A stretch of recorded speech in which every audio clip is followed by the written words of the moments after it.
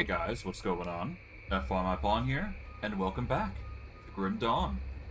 Since we last left off, if I do recall correctly, we had just managed to reach level 99. We were trying to push for level 100, but we didn't manage to get that last time we played. Today, the hope is to play to level 100 and keep going with the DLC. I'm not sure what we're going to be doing today, but ultimately, we're just going to keep pressing onwards. We're going to go through the story. I'll narrate as we go, and we'll see what happens. But I digress. We're making significant progress, and by the time we hit level 100, we can start getting probably endgame gear. But I digress. Without further ado, let's get into things and see what happens.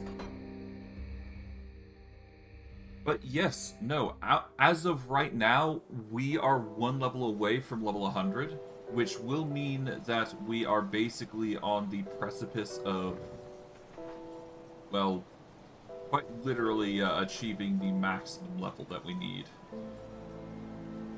So I'm going to set Conjure Primal Spirit there. I will clear that slot. But yeah, no, we are like one level away, and we're actually really close to leveling up, so we can at least, at the very least, get that level up in. As for what we're going to need for that, I don't entirely know, but we are going to need to be prepared. It may be in our best interest to go and get this weapon enchanted, as well as get any clothing that we want enchanted as well. We need something that increases our Aether resistance. Have you found any and give you a good price of what I've got left? yeah, so we need something that increases Aether resist, and we're gonna grab Survivor's Ally, I believe. Survivor's Ally is on all of our items, so we don't need that.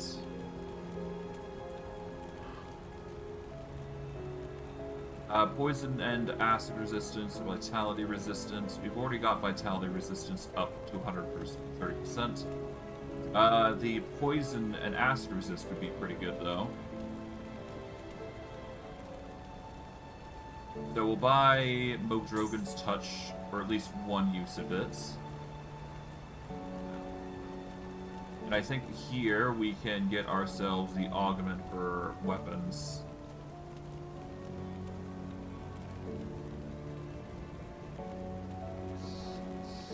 Is what I would say if that were correct. I think the weapons are actually elsewhere, so we're gonna have to go get that. But we will equip this to the chest piece. That'll give us the poison acid resist we need. We will go over to Homestead. That will increase our damage a little bit more with the gun, or at least our minion damage.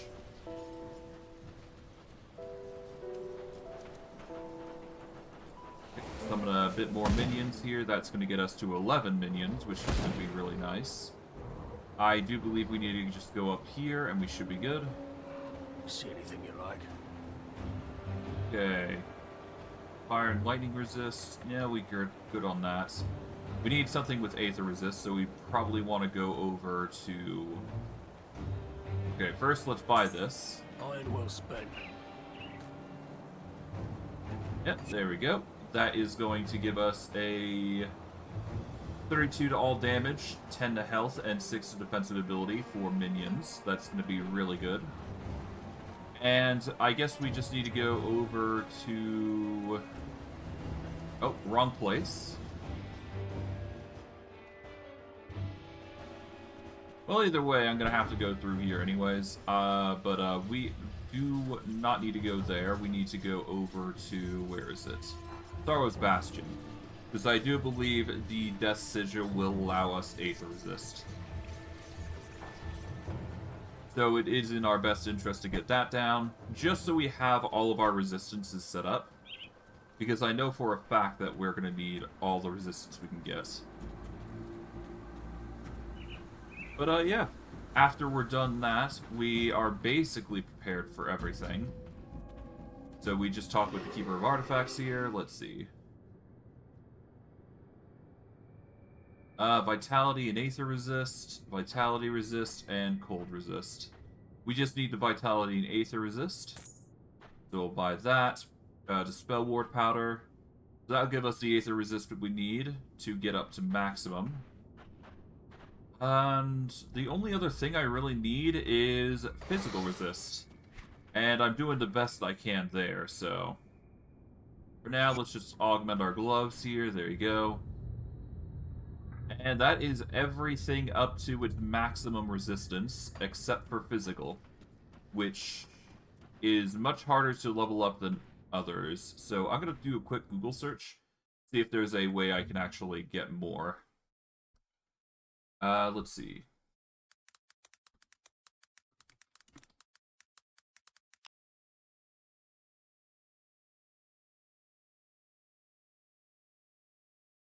Okay, best ways to get it.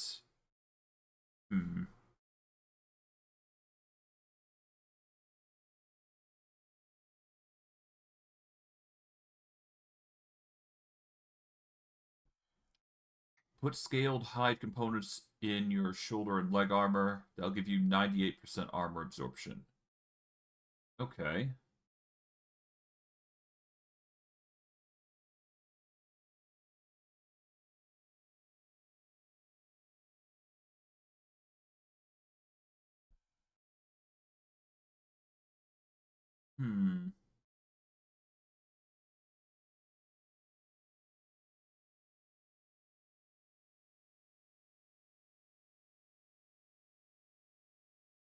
Okay, so the best way seems to be armor. I'm just wondering if there's other means that you can get it.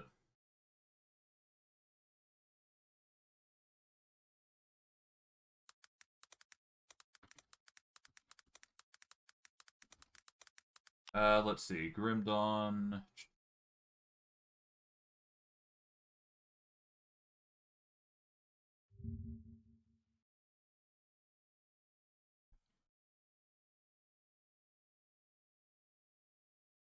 Okay, augment, Aether.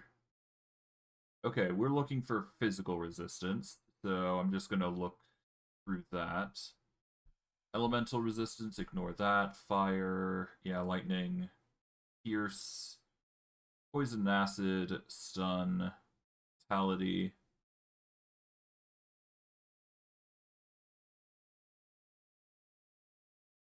Okay.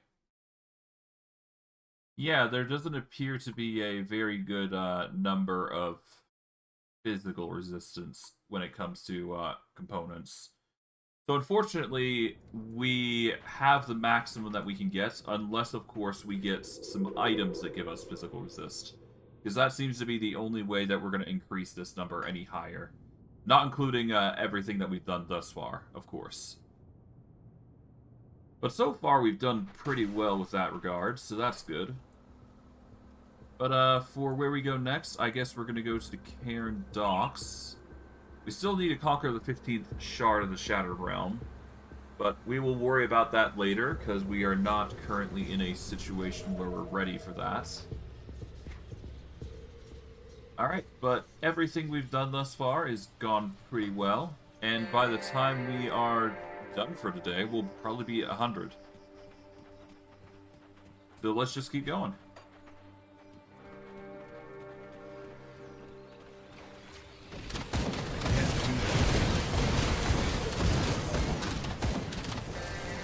Hey, nice.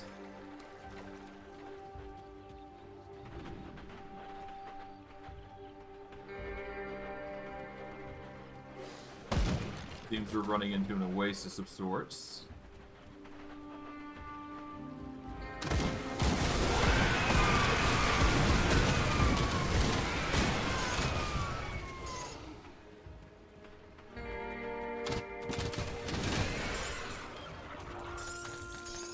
Okay, gather everything here.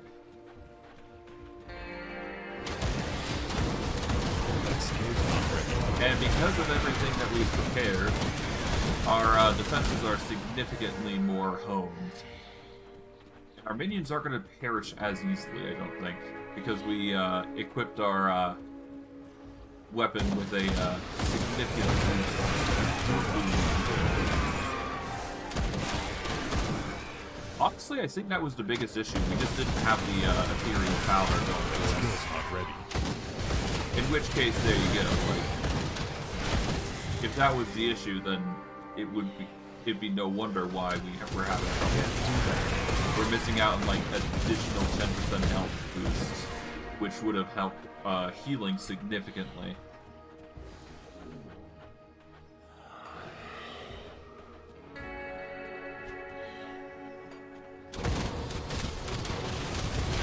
Regardless of the circumstances, poison seems to be always a problem for us anyways, so we're gonna have to find a way to mitigate that some. Otherwise, our minions are just gonna hurt even further.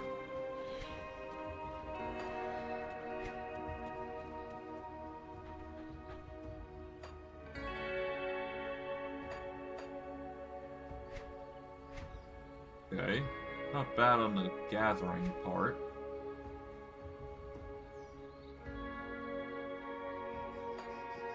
Alright, let's keep going. Can we go into water? That's a good question. Yes, we can. That skill's not ready.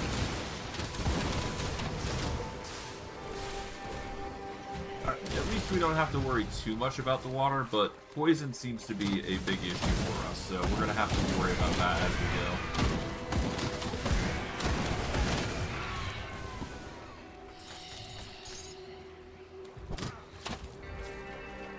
go. Okay, there's a little alcove here. Looks like I can't go past there, so that's a bummer.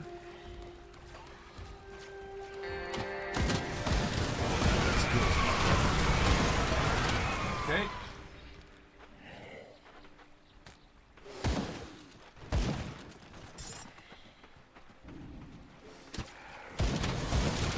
That skill's not ready. Not bad.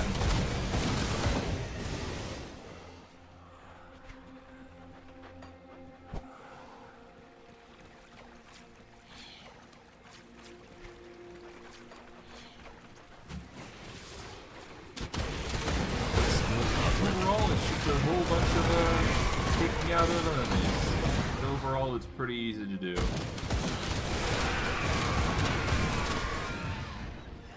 That skill's not ready. Nice.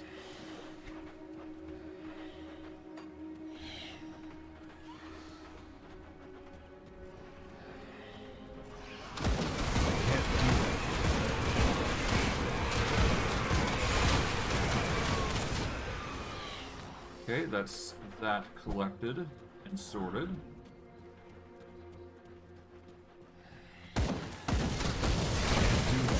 Seems like we got a totem resource that we will be able to take advantage of. Forsaken totem.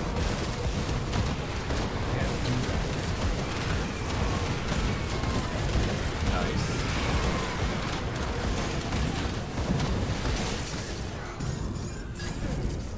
God, that's a lot of stuff.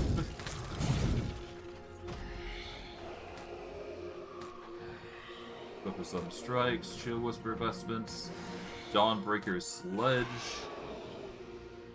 Let's see. Learn that. What did we get? Chill whisper raiments is pretty decent, but it's not anything we need.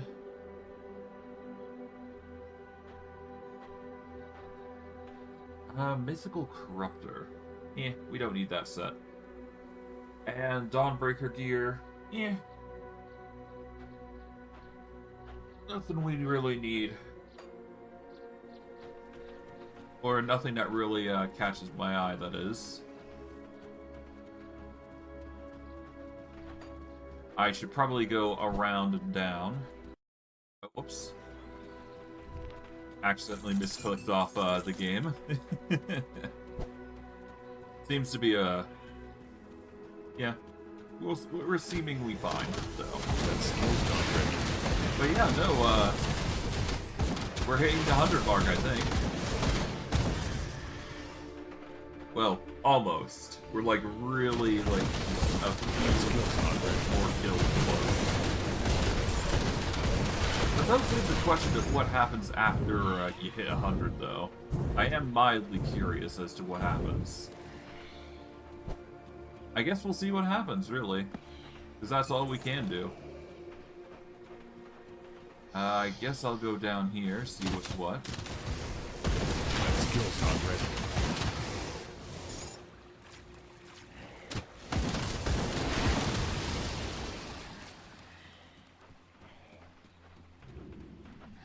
Okay, nothing thus far.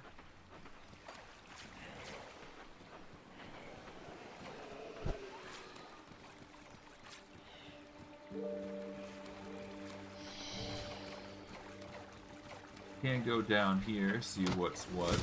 That skill's not ready. Hey, level 100.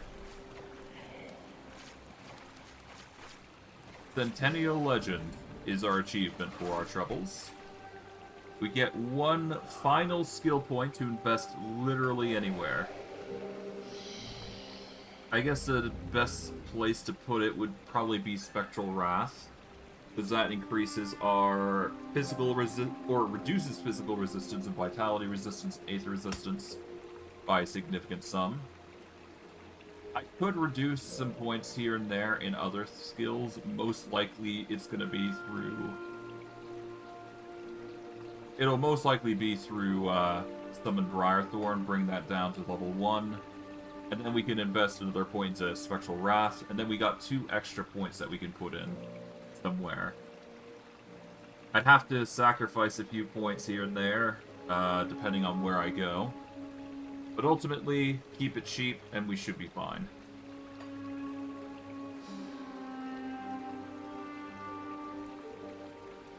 Yeah, Emboldening Presence is a little too powerful for what we've done. We just need to remove 2 points from the buff side of things, but otherwise, we're basically good. But yeah, no, that's basically it. That is level 100 for us, huh? Not sure how I should feel about it. But at least, knowing that we're level 100 just proves that things is basically at its peak. There is no higher echelon that we can go through. Yeah. There is no higher standing, no bigger... There is no infinite scaling. So yeah, no, after... Well, assuming... Once we're done with the DLC, then it's all over, but I don't know. I'll still do the other DLC just to get it, you know, all covered up and straightened out. And I guess there is also the fact that we do need to get the highest tier gear for us. Roughly, anyways. We don't have to go, like, extremely overboard.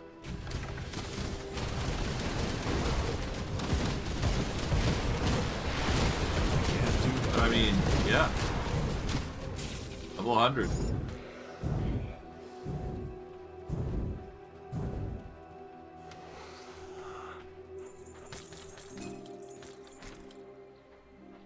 Alright, Sanctuary of Horn Entrance. We'll hold off on that, because I do want to look around a little bit more before I go there. Mainly because I just want to look around, see if there's anything in excess around here. But we're probably most likely going to be going in there.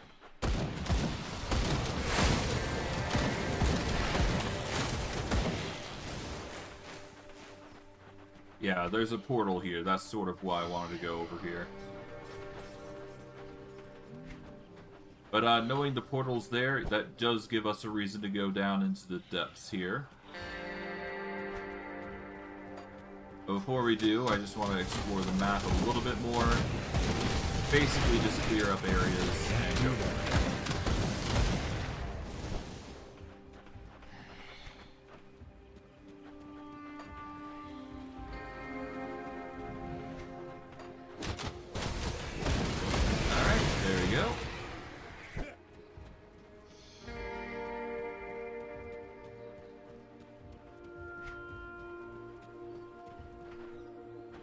But yeah, no, at this point, we've reached level 100, and now we can start aiming for max gear. Let's see, I guess, yeah, we'll level up Spirit here. This brings us to 490 Spirits. Not a bad haul, I would say, in upgrades, that's for certain. Okay, in we go to the ruin entrance, and off we go.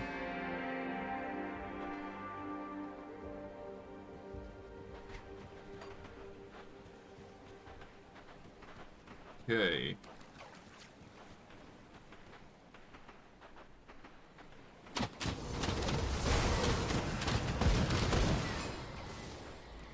Okay, so far nothing too astronomically useful. Eldritch entities are coming like rogues, so we have to be a little wary here. Overall, seems pretty easy to handle though. About the only thing we gotta worry about is recognition.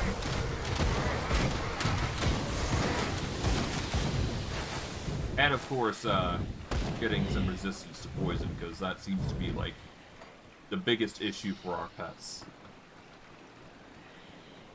That appears to be the biggest one with our pets, actually. I think about it. If we can find a way to overcome the poison, we're gonna be good. Because they get nuked by poison.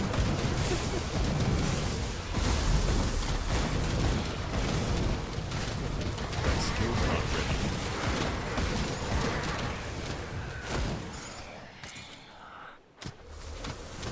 Okay, there you go.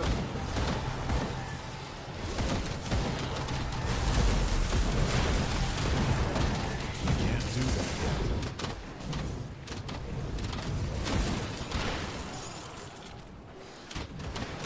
Not bad. Can't do that yet.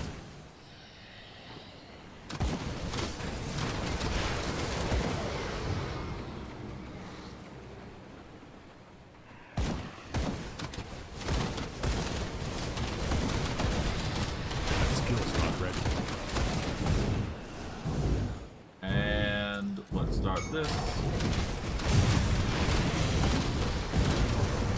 Hey. Go on. Burning. Stood no absolute chance. We're just built different, I suppose. Okay, Mythical Night Hunter Chest Guard. 94. Pretty good.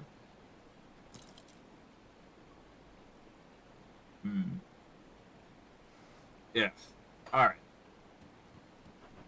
Off we go then.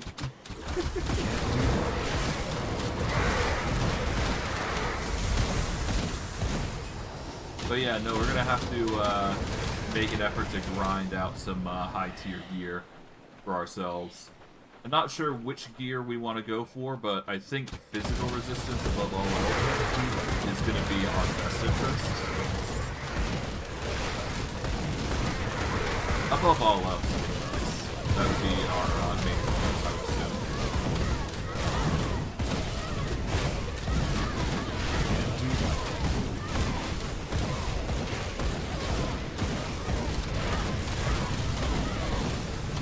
Here we go. Nice. Trials of Warren. We'll read that in a bit, but for now, let's just focus on exploring around here. That skill's not ready.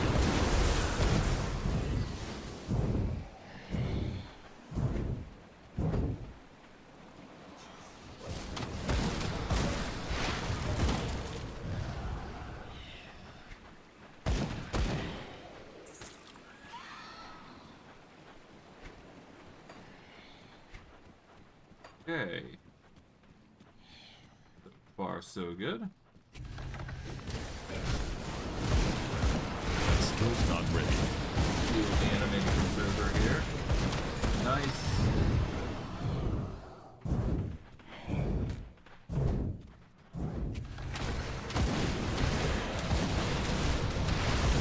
Can't do that. Casually deal with the spirits and all that. There you go. Bust our way through here. Hidden remains. Gets this whole bunch of stuff. We go across here. Pop these chests open. We get a whole bunch of loot.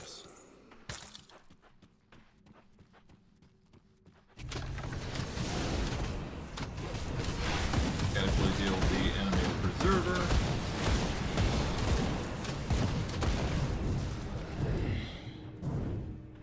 And we can exit out.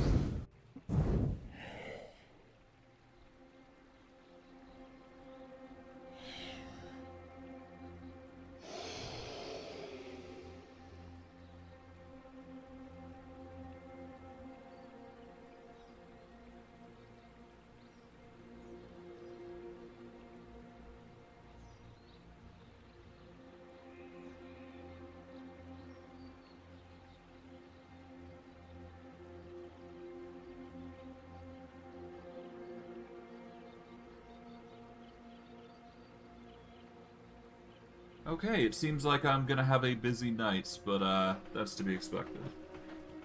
Alright, so we're gonna march our way across over to here. I guess we can read some lore while we're at it. But before we do, we're just gonna march over to here, and we'll get to somewhere safe, actually. So we've now made our way to the end of the Sunbane Oasis, which now we just gotta cross the Howling Chasm, and then we can finally get to the Vanguard of the Three, which will allow for us to complete our quest somewhere around here. But before we do, we're gonna go to the Conclave of the Three, and we'll sell some stuff before we go any further. See anything you like? Let's see. I believe we decided that we're gonna sell all the greens. We will recycle this. Titan plating is gonna be a necessity for us instead of using runestones, because that is gonna take precedent. Because we can always just use the Mogdrogan's Touch and all that other stuff in order to get these buffs. But yeah, we're gonna want to use Titan plating. Or do we? Titan plating isn't that good. We do need to use the spiked stuff, because that will allow for more armor absorption.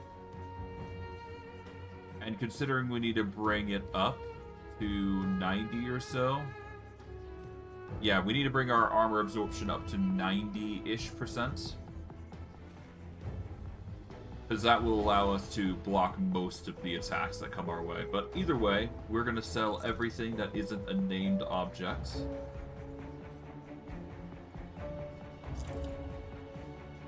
Okay, sell. Purple gear we're also going to keep.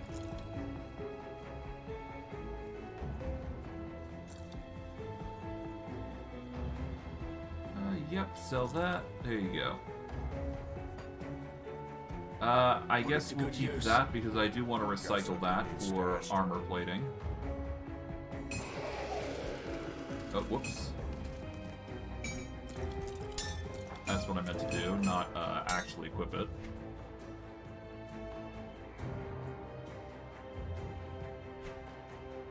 I'll keep an eye on this.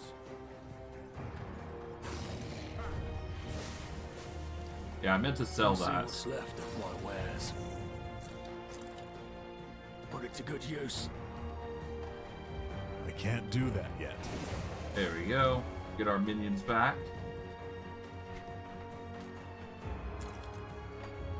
Let's go see if there's anything that we can get from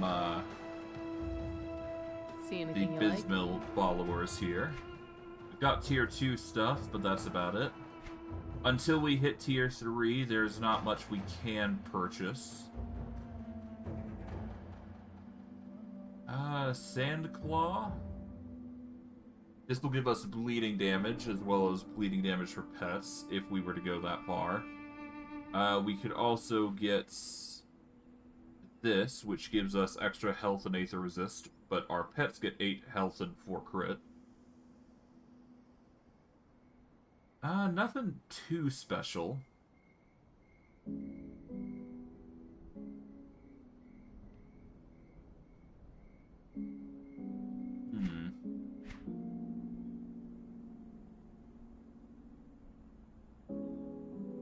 Okay, these rings are pretty nasty powerful. They do give cold damage, which isn't something that we prioritize, but it will level up our Briarthorn. It does mean that Blight Fiends are going to be significantly weaker, but the health and damage dealt is quite literally double. So that is also something worth noting. So I guess the Chilling Seal is going to be the Golden Goose. I'm also going to want Bismill's Mark of Manipulation.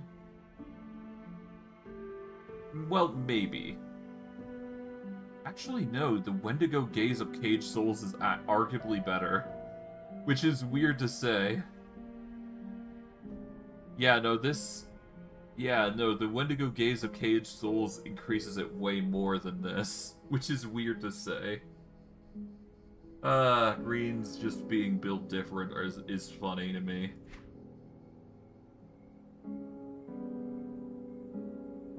Oh well.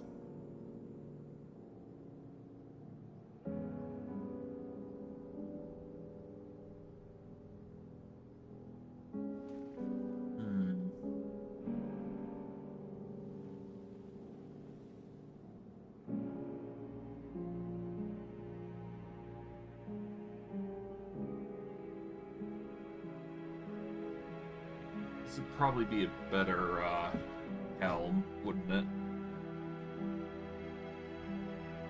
Gives us 3 to summon Broth. No, it's actually not.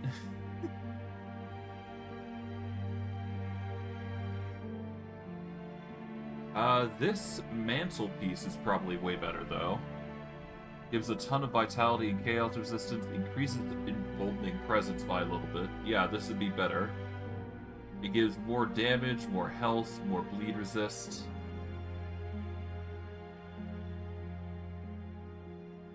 And this, let's see, this increases Ground Slam and Rotten Fumes, which is something we use on both parts. We'll lose out on the Prismatic Aura, which gives us a whole bunch of resistance boosts, which, honestly, I think the Fate Weaver Raiment is way better. Because it gives buffs to everybody and gives resistances across the board. Which can be really handy in most instances. So I guess we're going to keep that because that's primary gear. Oh, hello. Greetings, Seeker. Word around the camp is that you'll be traveling out past the gates. If so, I have a bit of a situation that you can help me with it. It's about my apprentice, Cannon, or more specifically the thing I sent Cannon to retrieve. Yes, well, good help is remarkably hard to come by, and I'm in no condition to be traveling out past the walls. In any case, yes, he's lost. I sent him to the Valley of the Chosen in search of a unique text, the Tome of Enantum. It was a simple enough task that he should have handled readily and quickly. It was more than 2 days ago. I spoke to the Sentinels this morning, and they said Cannon had been spotted heading back through Sunbane Oasis, east of the Cairn Docks and north yesterday. If he was returning, it must mean that he found it. I now suspect the worst, that he made off with my tome. Apprentices are like flies, but that tome is one of a kind. I need it recovered. If you're headed out that way, find the tome of Enantum. Take it from Cairn's incompetent grasp if you must. His life is secondary to its recovery. For a touch of motivation, you should know the contents of that tome may greatly benefit us both. Very well. Guess we got an objective there. Can't be bad. Can't be bad. More quests are never a bad thing. Just gets us more rep with everybody else. Come see what's left of my wares. Put it to good use. Okay. But yeah, no. Otherwise, we should be fine. Just a whole bunch of quests across the board. I think there's going to be more here, but you never know.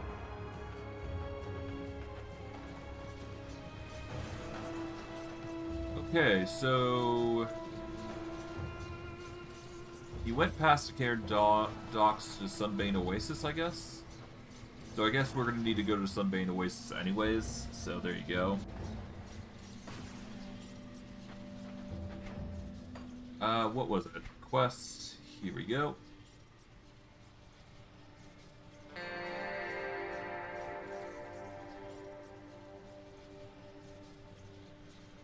Here we go. Oh, the Corvin Basin.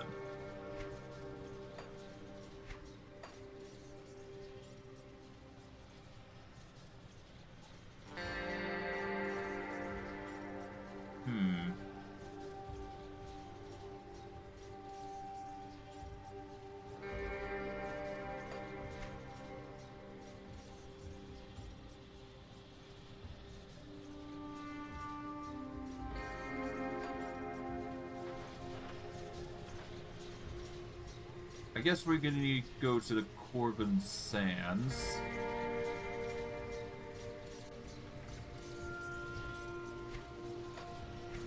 Let's see. Search the Sunbane Oasis for the Tome of Anantum.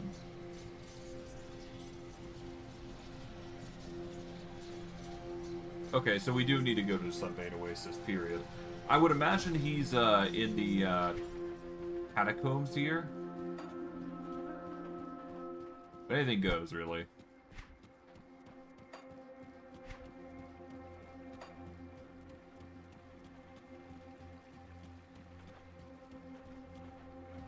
But yeah, no, I assume he's in here somewhere, so we gotta find him, like, here.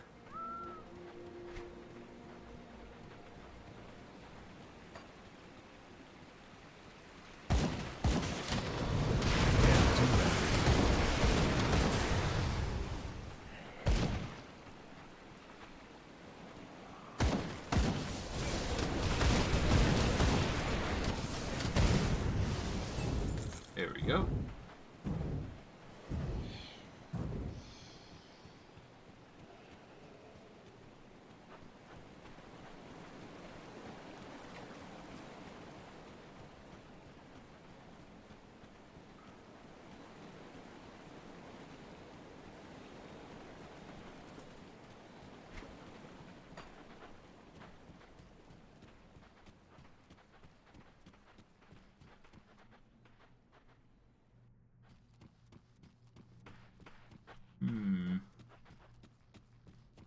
Okay, give me a second while I search this.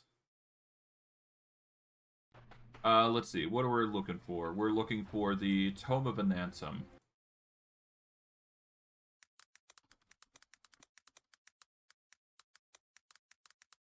Okay, Tome of Anantum.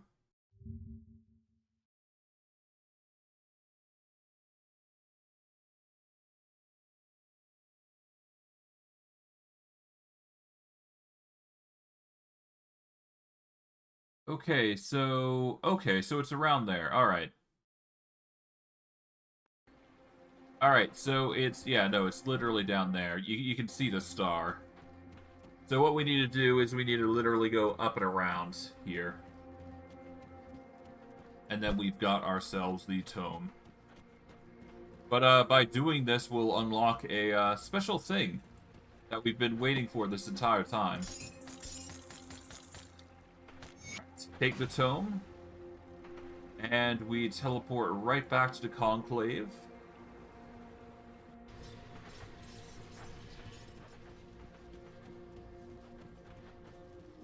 And we'll get into the fun mechanic. Well, not the fun mechanic, but the interesting mechanic that I haven't tested yet.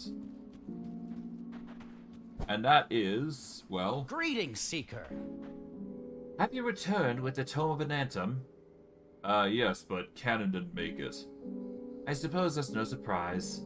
That poor boy was about as useful as a bundle of sticks, and about as flammable underneath that relentless sun, it seems. But I suppose he didn't deserve to die out there all alone. I should have sent someone capable along with him.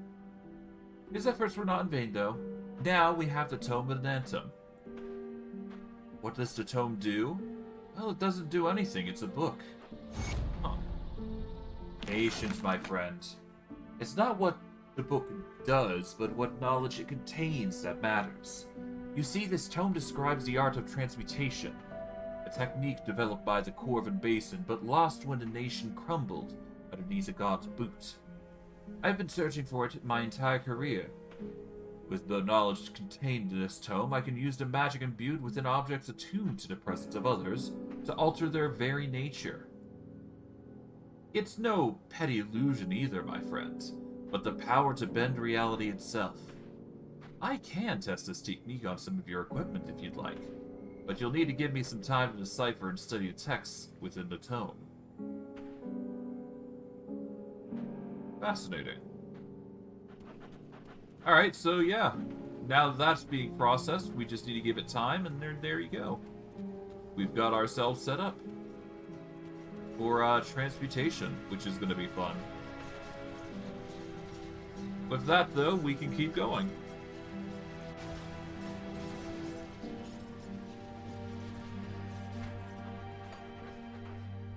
I guess we'll just keep going north here and just see how things pan out. Yep, the cult is here. Or at least a faction of them is running amok here.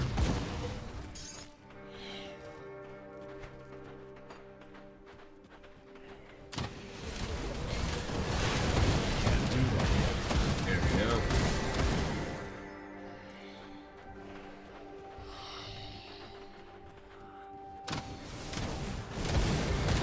That skill's not ready. Actually deal with the griffins here. Nothing too crazy.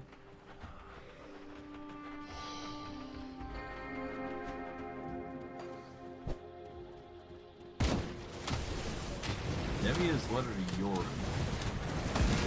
Even more letters that honestly is just basic lore at this point. That skill's not ready. We'll gather a select number of them and just go from there. No need to overboard ourselves on information.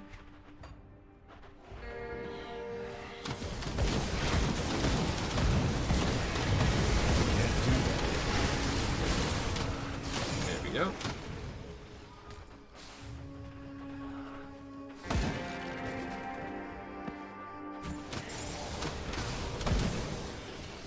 Not bad at all. Okay, that's a corner that we don't need to explore now. There's a little entrance here, apparently. A ruin entrance.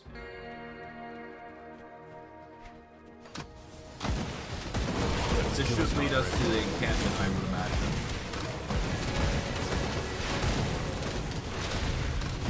Hungering Void has reached rank 12. That's pretty good.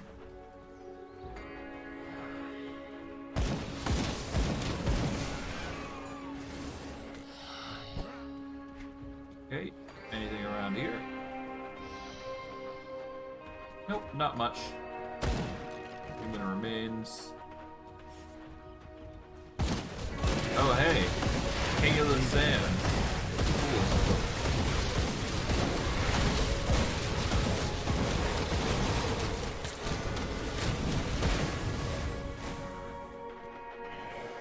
I can't do that yet.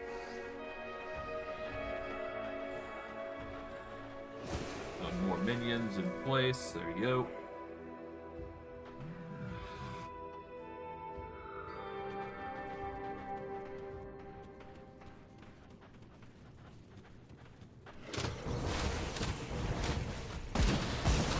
Can't do that. Yeah, we're basically almost there. Now I think about it. To the forefront of the base. So that's going to be purely useful.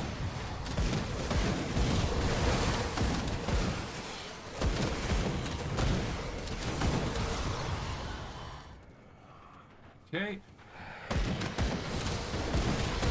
Can't do that yet.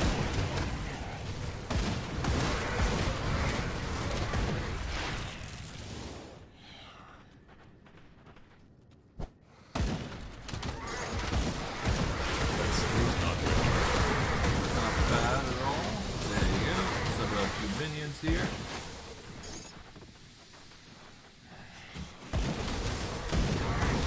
Can't do that yet. Let's go north up here.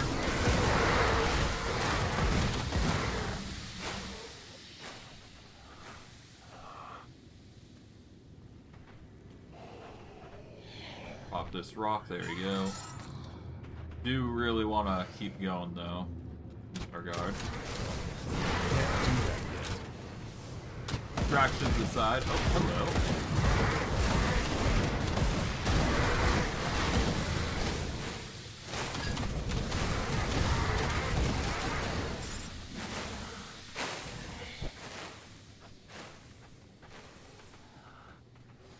Okay, go up here, go around, see what we can find, if anything. Yeah, just that.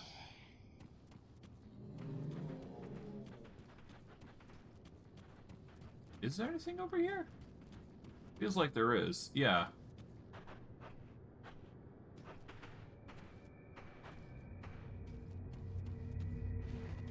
Just a bit of hidden remains here. A secret, if you will. Not bad.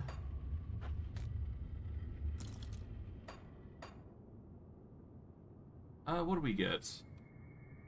Reddy's replicating missile, 33% chance on critical attack. Okay. 3 to 5 fragments with around 2,500 damage per. It's not bad. Not something that we're gonna pursue though, but.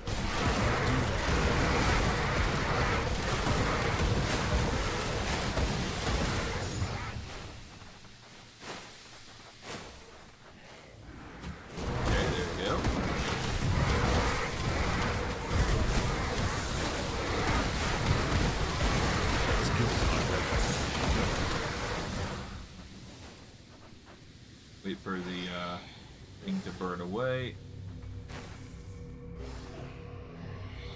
There we go. Across we go.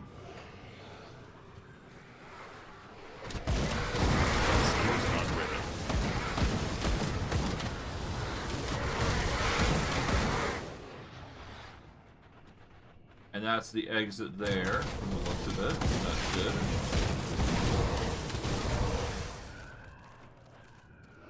Alright, off we go.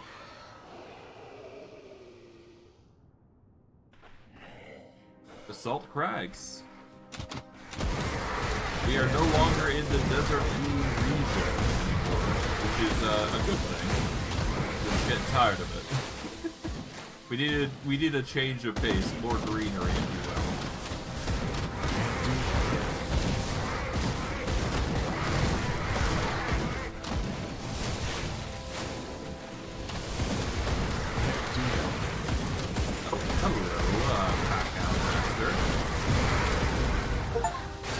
Hey, slay Grimjaw, the Packhound Alpha in the Basalt Basin.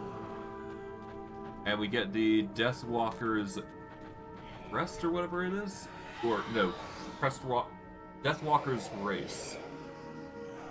This gives us Call to the Grave, Reach Spirits, Movement Speed, Physical Resist. We are going to always need more Physical Resist, as opposed to Chaos and Bleed. But we lose out on Blight Burst, Rotting Fumes, and Heart of the Wild if we were to equip this. Plus, the physical requirements are slightly more, so we'd have to get something to compensate for it. Which is a bummer.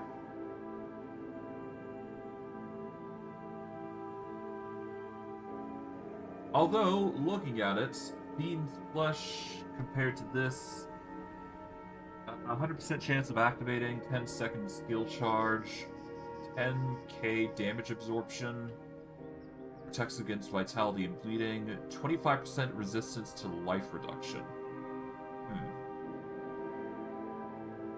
It is a little different compared to the Fiend Flesh Greaves, because the Fiend Flesh Greaves cover all damage types, so it's not as good. Weirdly enough, I think the former boots are better.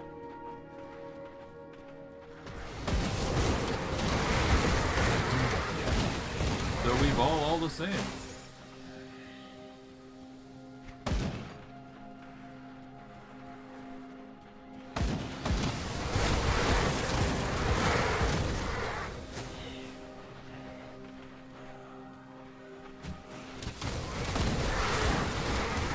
Well, this is looking ominous, but okay.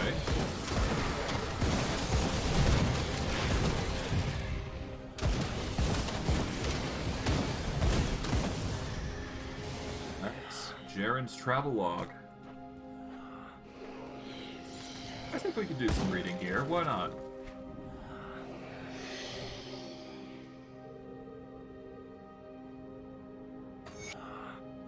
Not fathom what fate has befallen us. The water in the bay burns as if it were liquid flame. Countless ships docked along the piers, consumed in an instant like twigs in a blacksmith's furnace. The hellish flames reach beyond the bay and threaten our city, our homes. I still hear the screams of sailors as they burned alive. The chaos in the streets and flames spread. My body is numb with fear. My mind is racing. I cannot comprehend the sights I bore witness to. The dawn's light, or what would bring such unimaginable tragedy upon us? The bay's flames linger in my mind like an unending nightmare. Were it not for Yearn's calm mind and quick action, I may have perished in the initial frenzy that ensued. While others panicked and fled, trampling each other in the process, Yearn gathered us up and placed us in his wagon with a small satchel of supplies. Without delay or thought for himself, he set the horse into a gallop towards the executes. He refused to come, saying that he had to stay and try to help the others. As refugees continued to gather at the Temple of Osir, I see no sign of my dear husband. I do not know what has become of him, but I fear our future may be just as bleak. The skies to the north are burning. Red-hot pillars of flame leap towards a dark ashen cloud that hangs over Corvin City. Whatever curse has stricken the Cairn docks appears to continue there as well. I pray that we will find safety to the south. All who drink the waters and bathe in their cleaning currents shall give thanks to Horan and be indebited. For it is the blood of his love that gives liquid life to the valley of the Eldritch Sun. Before the walls of the temple gleamed in the light of Ron. Before the first of the Corvin people arrived to build the foundations of their faith, there is only Horan. Scorned and persecuted by his people, for the depth of his faith in the God of gods, Horan fled the burning desert to seek life of devotion and solitude. For a time, the desert provided him as it had not provided for any creature before him. There, Horan lived happily and spent his waking hours meditating upon his faith.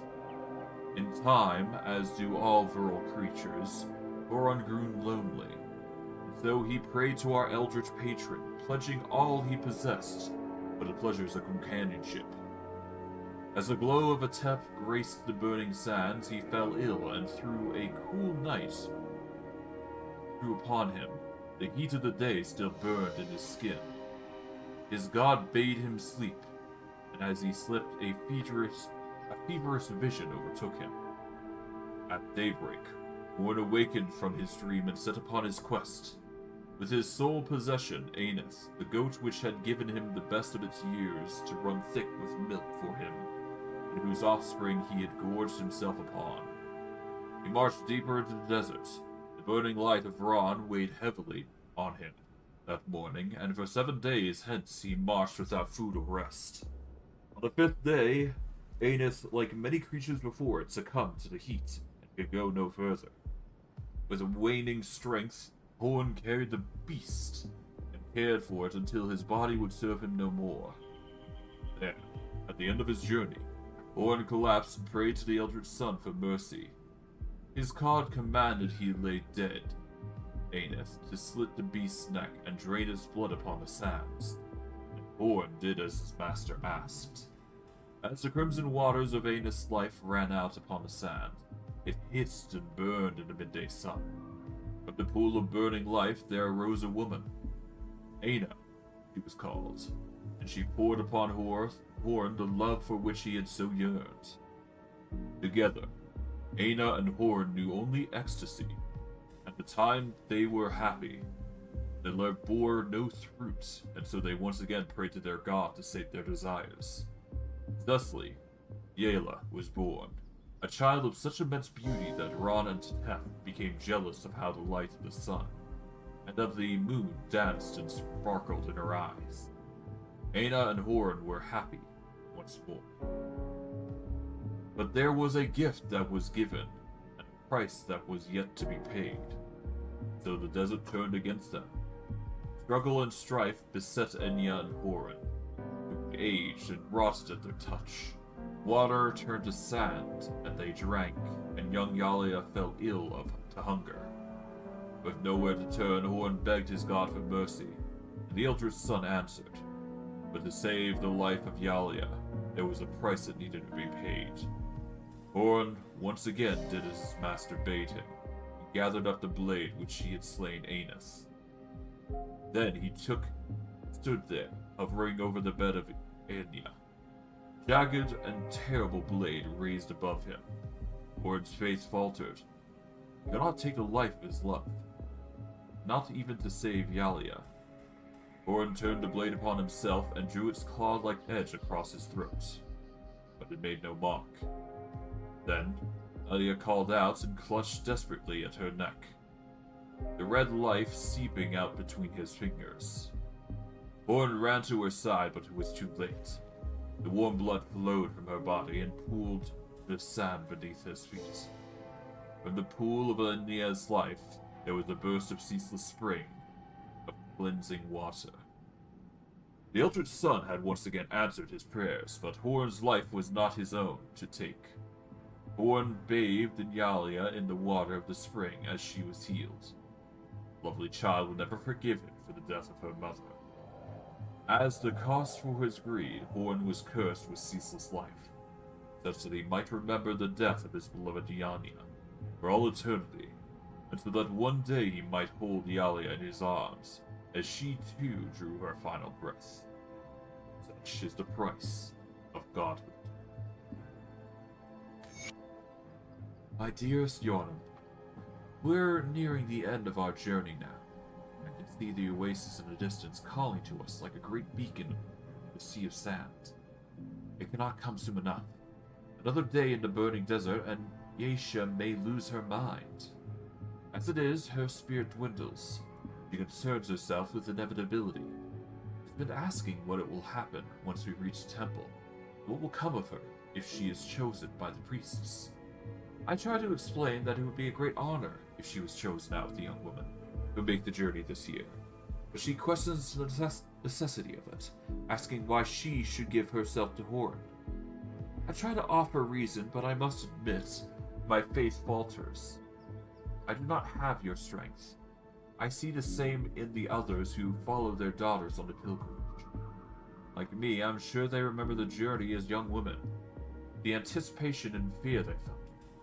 I remember questioning my mother's faith as well as she guided me to the temple steps. It seemed fathomable that she would so willingly give me away, but she remained stoic and devout. I fear I am not the mother she was.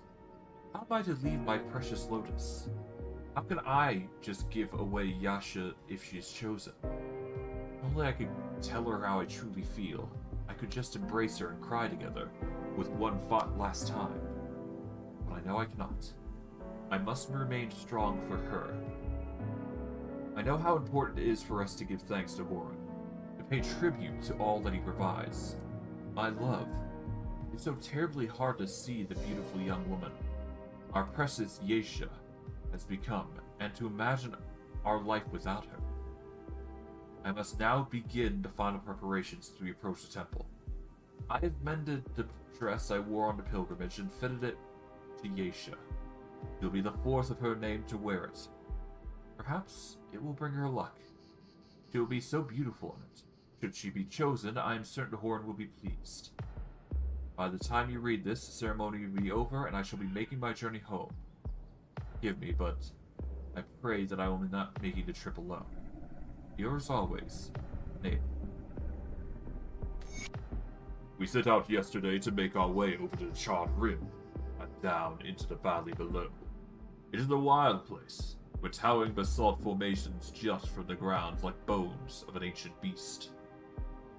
I don't know what happened here, It appears as if the earth turned itself inside out, spewing its jagged entrails across the valley floor. The land rests now, but signs of ancient turmoil abound. I must say I am pleasantly surprised to find out Himal's map has been accurate.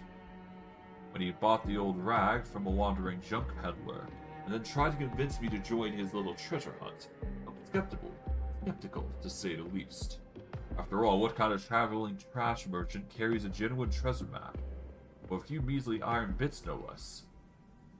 Even if the map was real, I thought. What business do Amal and I have trekking through the burning desert to raid some poor soul's long-forgotten grave? But he's really come through this time. The map is in fact real, and remarkably, Amal has led us this far without incident. According to the map, it won't be more than half a day's journey to the place they once called the Valley of the Chosen. Or so Amal says. I'm relying entirely on him, and I cannot read the supposed ancient language the map is written in. How he can is beyond me. There are signs of a once mighty civilization everywhere. I've seen buildings, statues, tombs, and temples. Some stand as if they were erected yesterday, but most have fallen prey to the ravages that tore through this land long ago. If I didn't know better, I'd say the earth itself is reared up to lay waste to the structures built here, intentionally raising some and leaving others untouched. It is an unnerving thought, no doubt. I do not know what happened to this place, or to the people that must have inhabited it, or why no one has returned to reclaim it.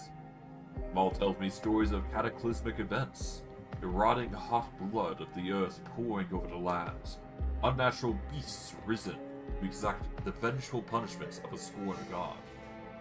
I honestly don't know if he's making it up to scare me, or if he genuinely believes that's what happened here. In the end, all that matters is that everyone left in a hurry, and they left a whole lot of valuables behind. If it is true, and it appears to be, this will be a very profitable journey after all. Alright, there you go. Not bad on the notes part of thing, at the very least. A whole lot of reading, though, I must admit.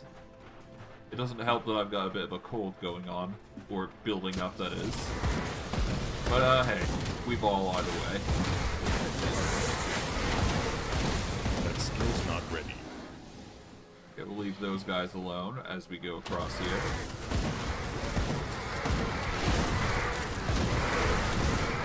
Okay, with the molecules as we go. Hey. Easy enough to deal with.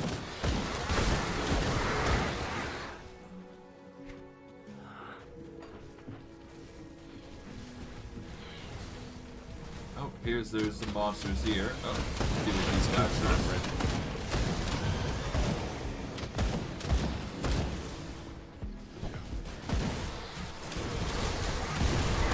Okay, just casually deal with these guys. There you go.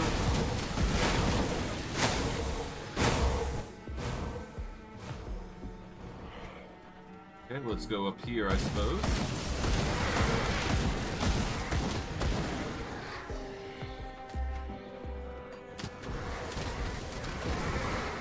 Making sure I gather everything I can here.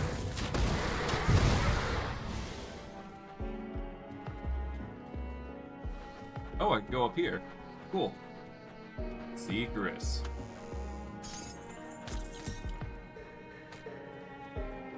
I think I can go up... No, I can't go up there. Can I go across here? Yeah, no, I can't go up there. I can go up here, though, so that's good. We're finding secrets here and there, so that's nice. I can't go across there, so no need to go there.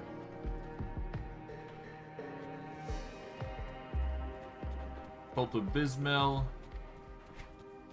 Alright, so we've managed to make it to the point of where we need to be. That skill's not ready. There we go. Nice. Alright, let's go into the Vanguard of the 3 here.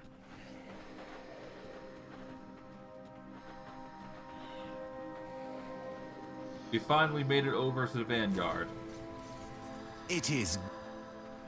Grab the Vanguard must hold.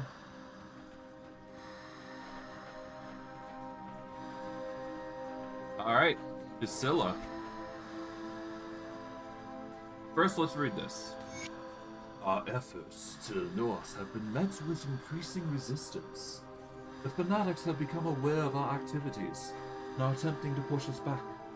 At first, they merely tested our defenses, watching them pass through our defensive wards with a pleasing sight, an stench of burning flesh filled the air. Unfortunately, they were more prepared during later incursions, and I regret to say that our wards are no longer holding them back. Sentinels have suffered some injuries during these initial exchanges, but no casualties. The followers of Kaimon have greater numbers than we suspected, and the powers they are harnessing are unlike any we've dealt with before, and more gruesome. In the most recent strike, a bare-chested behemoth of a man, with his face played off, charged the Vanguard with a whirlwind of blades. His gut was exposed to reveal a churning furnace of molten flames that he unleashed upon our forces. Within a moment, he had taken out 4 of our sentinels without pause. Only when we had finally brought him down by removing his head did we realize that his arms had been removed at the elbows and fused with burning hot blades.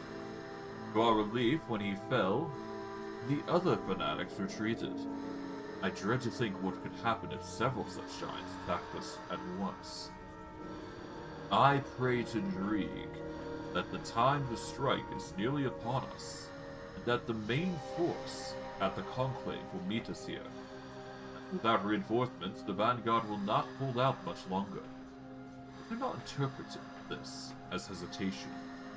We will fight to the last to keep this point secure, in the name of the Witch Gods. Cool. Elaine was quite pleased with your performance. But now it is my turn. You've gathered the materials and the power we need.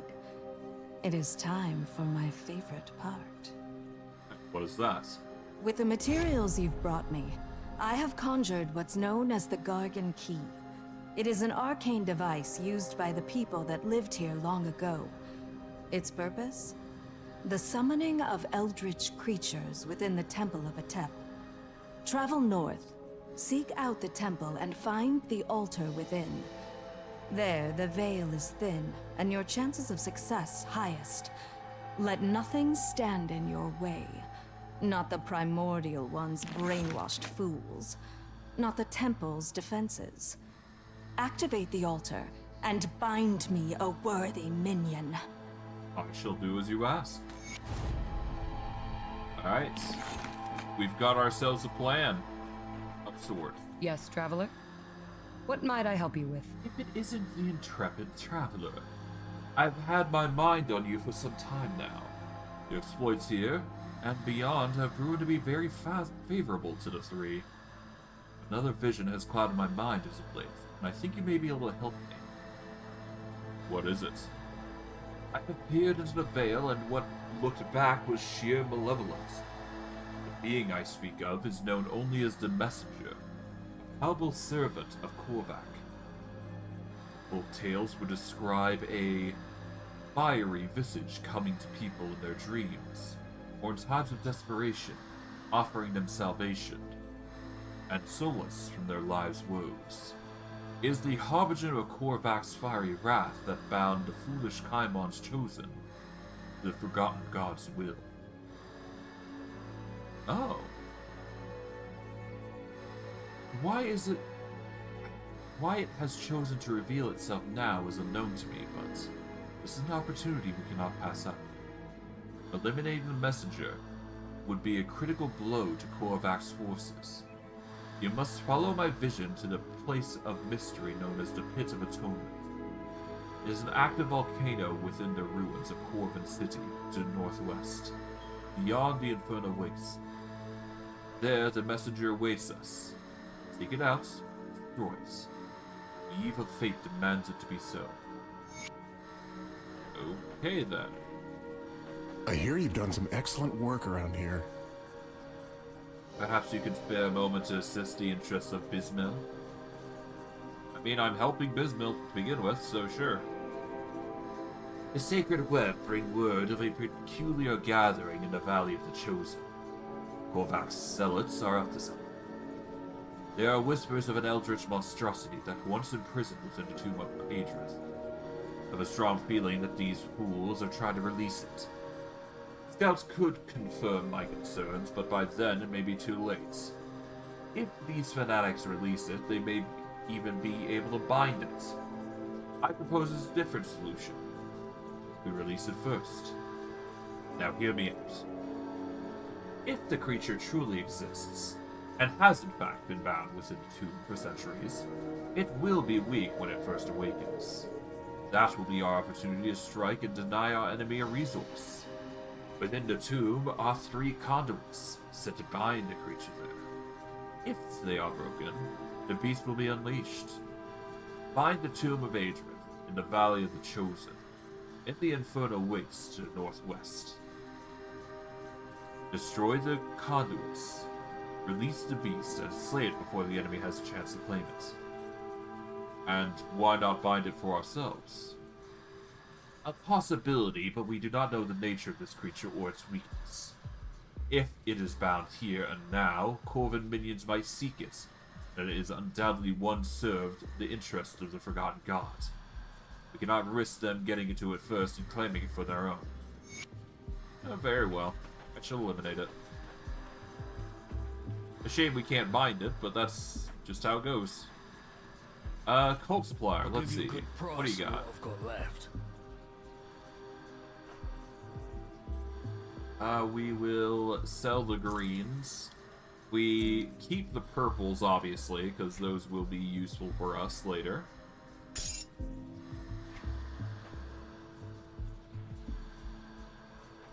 And we've already got weapons accordingly.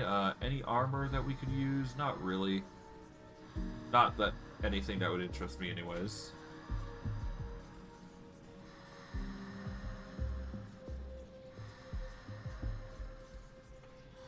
Yeah, there's nothing really interesting here.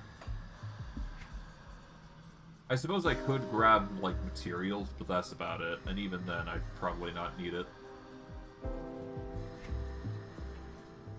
Let's see. We've got plenty of chilled steel, so we don't need that. We've got plenty of emeralds. Serrated spikes. We could always do with more of those, I suppose. Bit more rare, but there's still something we can apply for. Okay.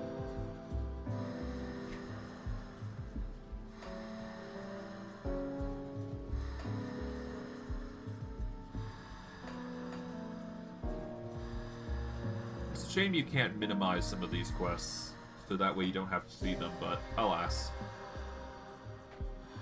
Alright.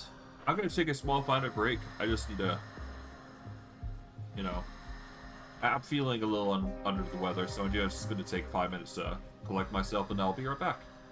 So I'll see you guys in 5 minutes, and when I return, we will keep going across here.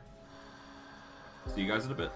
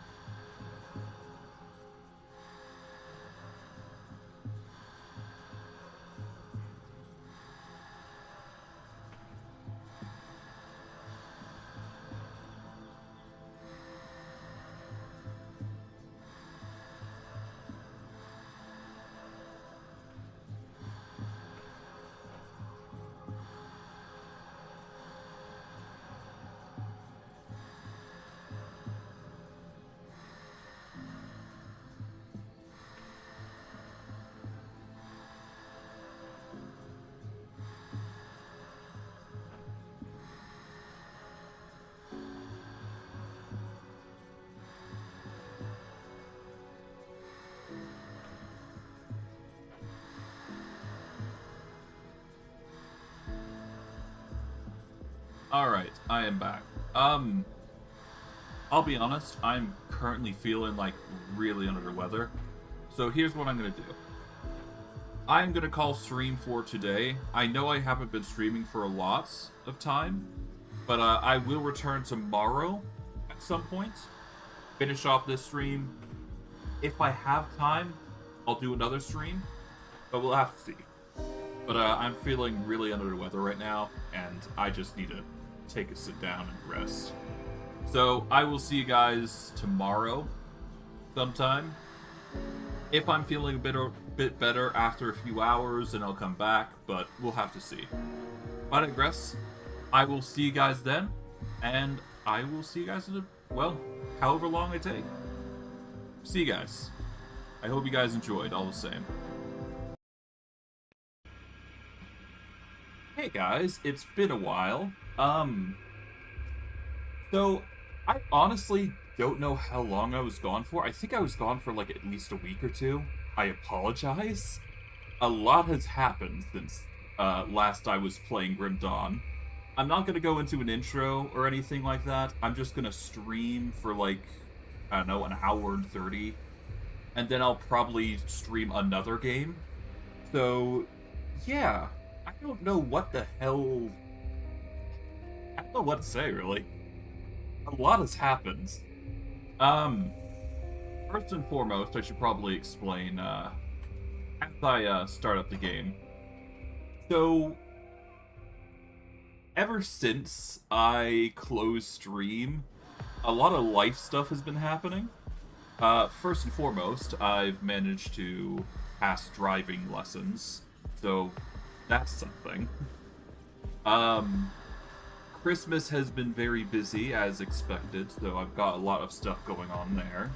So I had to lock in and get that done.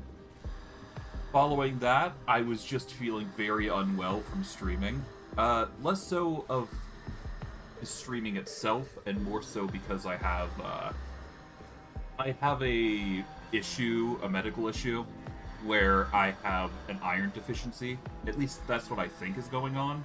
So me being lethargic last stream was actually part of that, so figured that out.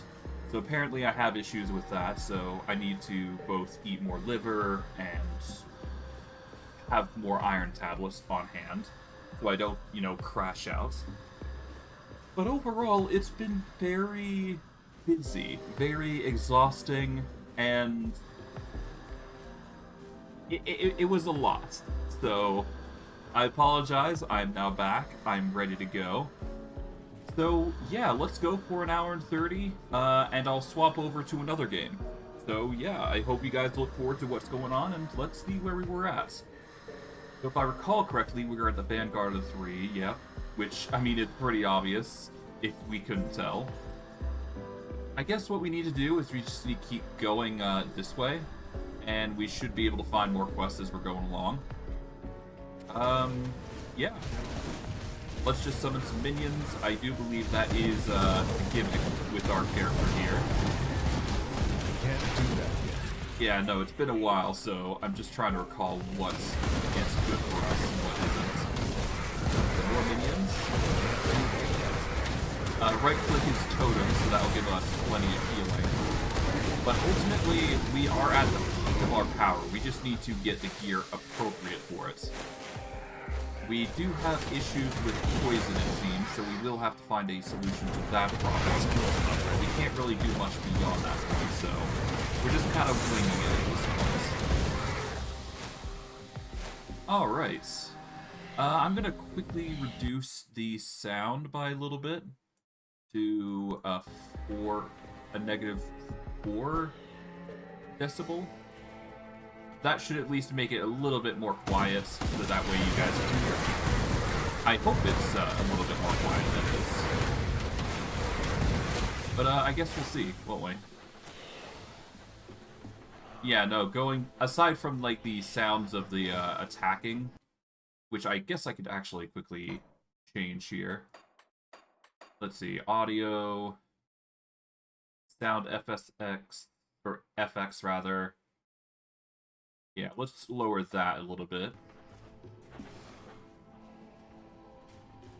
Yeah, the sound FX is a bit too much, I feel. But we'll manage. The Ruins of Abid. Okay. Can't do that yet. Here we go. Mythical Final March. That is... movement speed, physical resistance, Aether, Chaos, slow. The biggest thing we need right now, I think, out of anything, is obviously the physical resist. If we can get more of that, we'll be far better to tank through most things. Technically, we don't need it, but it would be ideal if we had it, I do believe. So getting upgrades in that department is probably for the best for our overall development. So we'll probably try to keep to an upgrade path like that. Not ready. There we go. Pop that open. That is a very good pet thing. Let's see. 74, 10% health, elemental resist. The physical resistance is but I do suppose we get primal bond and raised skeletons, so there is that. We'd also get a 60% increase in damage, spirit, offensive ability, which is arguably slightly better than the other belt that we have. We just have to sacrifice some other stuff. Right now, I think we are fine without it, though, so we are not going to push for that. In the meantime, I'm just going to look around here to see what we can find. Can't do that yet. But it's definitely a belt worth considering. But ideally, we want to look for something even better than that. I'm hoping for, really. So that'll be the goal, just trying to find gear that's going to suit us at this point, really. We are at level 100, so yeah. Alright, Missive to the Elders. Read this. Esteemed elders, I wish to express my deepest concerns regards to the recent actions of our patron, the guardian of the divine Uzna. I realize it is not our place as mortals to judge the behavior of the gods, for their whims are beyond our limitations to understand. But this course of events warrants apprehension. Since his return, the divine has not been himself. He has ever been on the bottle that our temple stock cannot replenish quickly enough. Been forced to instruct our presence to seize incoming shipments of wine before they can be claimed by local merchants. But even that is not enough to sate his bloated appetite. A Chiron caravan was rerouted to the temple on a daily basis, bringing in fresh courtesans for the entertainment of our patron. I received numerous complaints from the Merchant Guild regarding the seizure of shipments and their caravan. These voices were quickly silenced when I invoked Uzlin's name in their presence. I imagine none of this sounds alarming on its own. However, most recently, the Divine has taken an unusual interest in a particular maiden of the temple. She's a young and ambitious priestess, and I admire the mighty Uzlin has good taste. Brilliant emerald eyes shine underneath that raven-black hair. Her face glows with desire. At first, I wrote it off as another of the Divine's conquests, but has begun to shun others in her favor. At times, our own attendants are denied access to Uzlin's chambers, so that she may tend to his wounds and wishes personally. I braved the celestial wrath and suggested that it may be dangerous for a god to allow a single mortal to grow so close to him, and so many are in need of his guidance and protection. Even in his weakened state, Uzlin hurled a stone brazier in my direction with ease, damaging the mosaic upon the wall and turning the brazier to mere rubble. I dare not show my face to him again until his anger subsided. It is clear to me now that this young priestess has consumed the Divine's attention, like a spider ensnaring a victim in its web. If we cannot speak sense to Uzlin, we must keep an eye on her. Learn of her methods and motives. It is possible that she merely desires to taste the entertainment of divine flesh, but had never seen our mighty Lord so enthralled by a mortal. I call upon all my brethren to take heed of this warning and join me in my endeavor without drawing the eye of our patron. But this Uzlin cannot protect himself from these mortal pursuits, then it will need to take the necessary measures for the good of the Corvin people. Okay. So the god caught interest of a woman, which, you know, the whims of gods are, you know, each their own, right? That skill's not ready. But it could also be the folly that resulted in his call for grace, maybe? It's hard to say. That skill's not ready. It's hard to say without knowing the full picture, but it's pretty evident that, things went awry. No matter, though. No matter. Not our place to say what they do and what they Skill's don't. not ready. We managed to get a purple piece of gear. Let's see. It is a slightly better version of the Fiend Flesh Greaves, isn't it? Less movement, less chaos, more bleed resist, way more damage, defensive ability, and increased stun duration. So it's basically the same boots, it's just slightly more skewed for pets. Yeah, less health for us, less defensive ability, less movement speed, slightly less chaos resist, but more bleed resist. I mean, removing it hasn't changed much from our build, so that's good.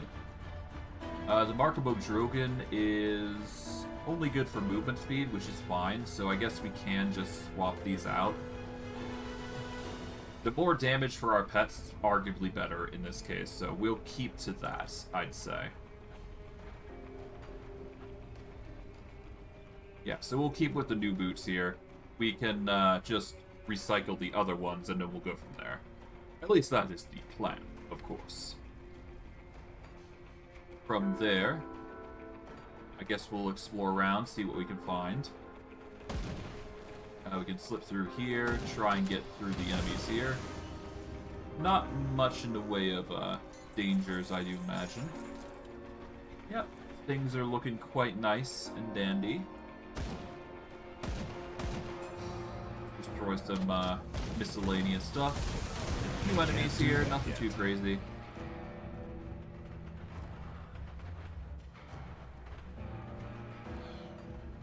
Okay, we will now go back into the depths of the ruins of Abid, and we will go northward over onto this side here.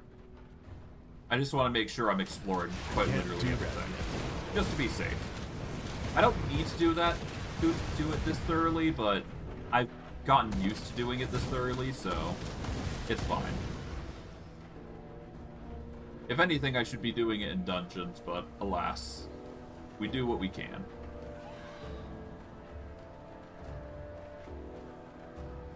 Okay.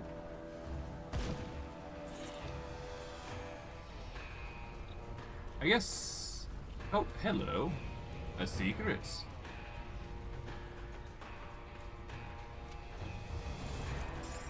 Okay. Mythical Aether Steel. It's alright.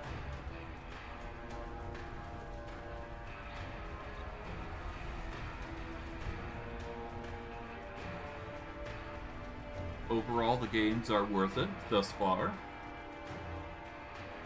Finding a lot of secret areas, though, so that's good.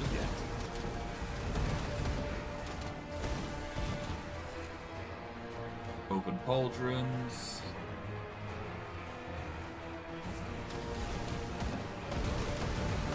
Okay, there we go.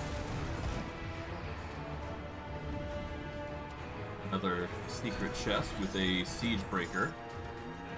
Gets some extra pierce resist. I think the biggest thing we need now is to prioritize increasing our maximum resistance. If we can do that, that's going to make us even more deadly.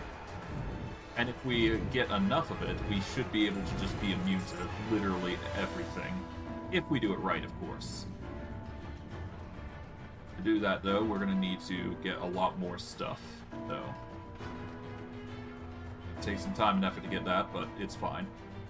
We got time. That's for certain. Maybe I can skill's find not something ready. that will give us the resistances that we need to just be immortal. Because I could fully see us reaching such a point. There we go. At least our fire resistance is pretty good.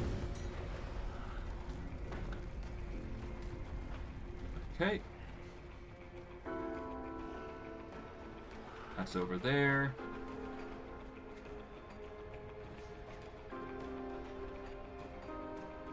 So far, so good.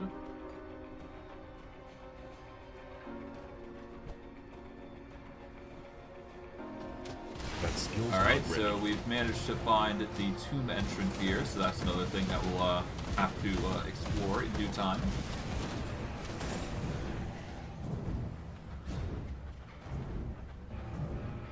Okay, let's just do a quick once-over around here.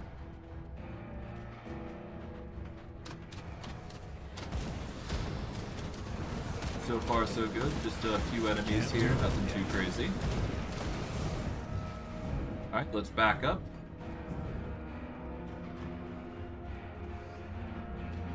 Anything over here? No. Okay. Alright, to the tomb entrance we go.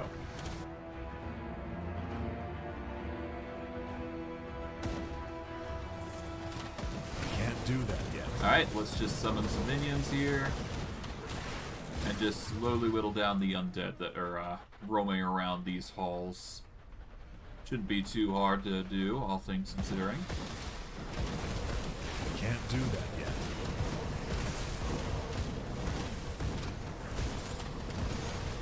There we go.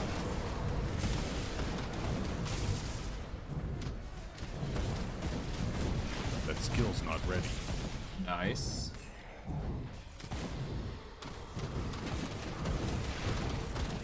That's a lot of enemies, jeez. At least we're getting a ton of rep from all the cults, so that's actually a good thing for us. Should be able to get a peak rep with all of them Can't as do we that go. yet. That's good.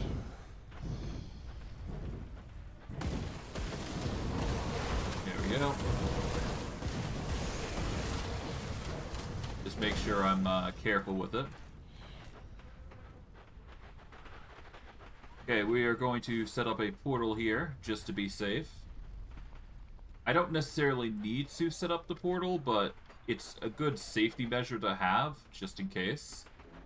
Because I know at times we do need to play it safe. Can't So do that yet. us doing this is actually vital for just keeping things safe.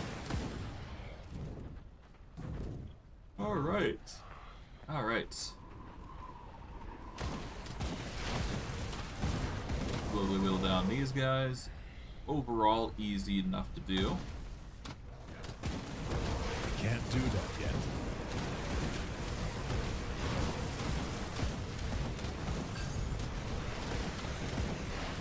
Go. Chest guard looks like a rare item, whatever it is. Can't do that yet. Okay, nice. Pop that.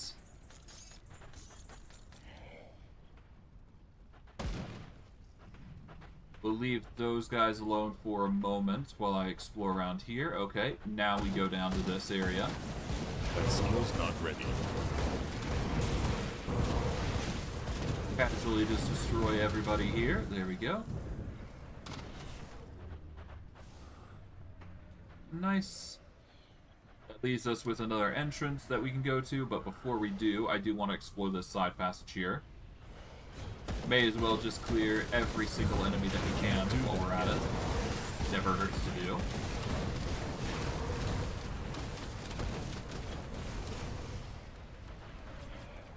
Okay, pop this glamorous chest. There we go. That skill's not ready. And just keep going. There we go. Nice.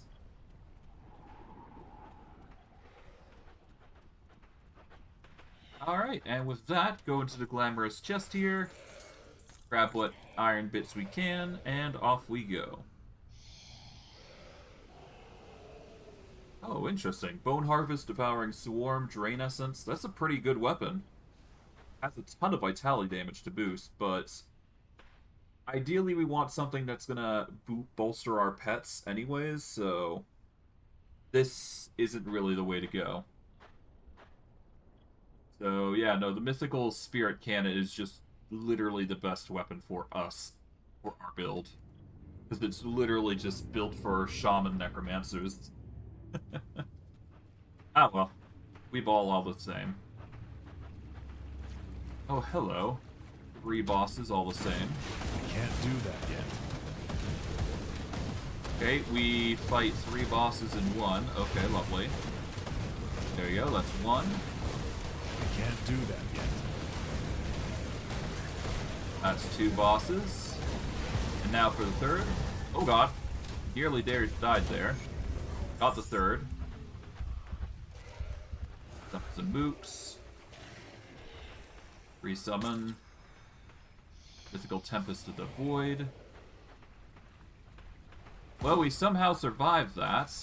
That could have been really bad if we weren't too careful there.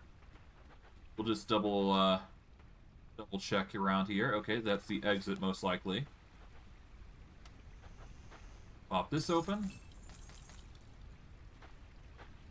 The Alto's Guardians are dead. It is primed for a ritual, but requires a key. Let's use the Gargan key.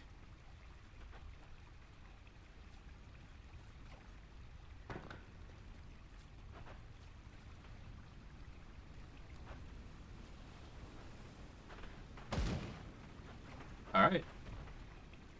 And then we just leave the spawn of a Tep to his own devices. And yeah, we just need to return to the Vanguard of the 3 because that is our job done. And we get a portal here, which indicates our escape, which is good. I'll just quickly do a once over to check if there's anything else that we need to do. Looks like there's just animated preservers, which is fine. They're guys that we don't need to worry about. And yeah, let's just go back and we will go turn in the quest, I guess. We still technically need to conquer the 15th shard of the Shattered Realm, but we'll worry about that in due time. So for now, Vanguard of the 3, off we go. What a wonderfully thoughtful gift you've brought me. Just what I've been asking for. Are you satisfied then? Yes. But don't think of it as some selfish endeavor. This delightful creature will join you on the front lines. Its claws will rip into the throats of the Forgotten One's servants and spill their lifeblood in Bismiel's name. Basilia closes her eyes and smiles. So do we have a plan then? The witch gods are united in this endeavor. All of our forces stand at the ready to assault the tomb of the Eldritch Sun and breach its gates. Join them on the battlefield. Decimate any that would stand in our way. Travel north, beyond the infernal wastes and into the remains of Corvin City. Ascend the steps to the tomb and make your way inside. Within lies a secret chamber with the power to breach the veil itself. Take this sigil. It will open the way to the Primordial One's hiding place. Enter the rift and bring an end to this grave threat. What about you? The schemer's web demands my utmost attention. I will play my part, but not on the front lines. Vengeance shall be yours alone, but I shall be watching. Okay. Why is this god such a threat exactly?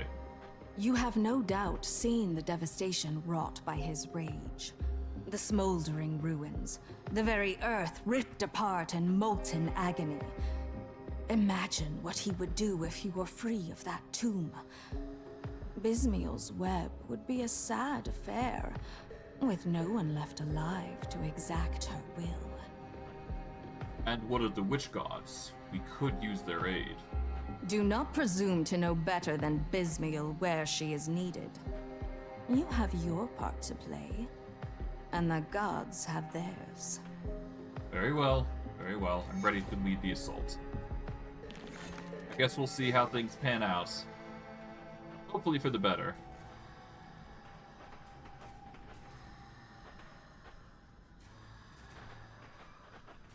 Okay, I think we've gotten everything that we need, so we just get going, I guess. You see anything you like? I don't think there's anything the cult supplier could provide me that would satisfy. So we'll just put this right here, and we'll go from there.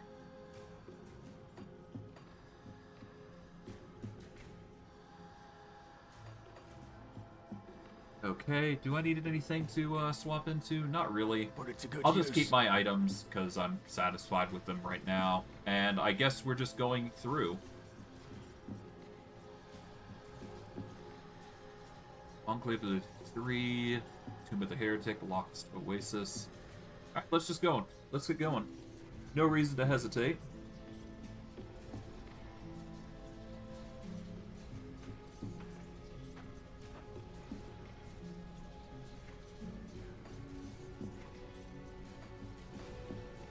Let's actually check my quests, actually. Hold on.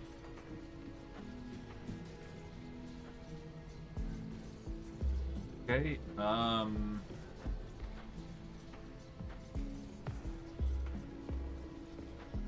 find the Tomb of Eldritch Sun, preemptive strike, destroy the eastern, northern, and western continent, the messenger. Seer Laura the Druid cult peered into the veil. Okay.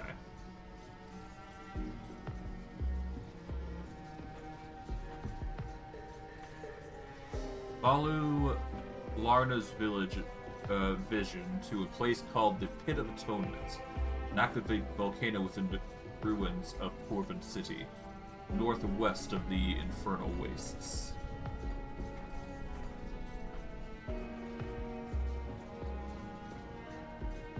So I need to go... So somewhere within the Tomb of the Eldritch Sun anyways. Okay. So we're basically going the same location as expected. I can't do that yet. It is getting a bit dark, so we'll have to brace for that, but it's fine. We should be able to push through with relative ease, despite that.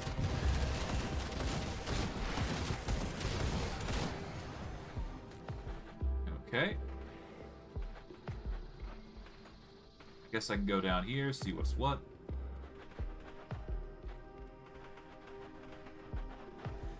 Thoroughly search everything.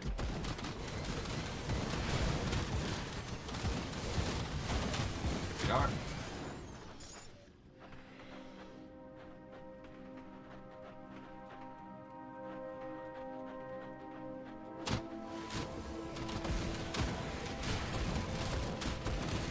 Okay.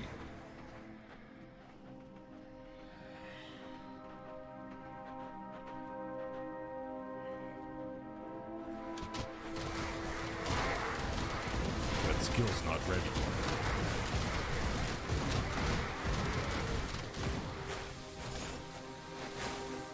Alright, and with that, we should be good. That skill's Nice. not ready. Deal with the Bentrog. There you are. Just a whole bunch of enemies that we can easily deal with. Per usual.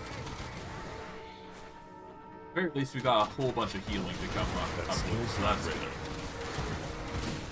Our minions will outlast most situations until, like, we deal with heavy acid. That skill's not ready. Which seems to be an issue. So I think the biggest thing that we need to overcome is both our own well, I guess technically we are fine. Physical resistance could be better in hindsight, but That skill's not we can ready. only do so much about it.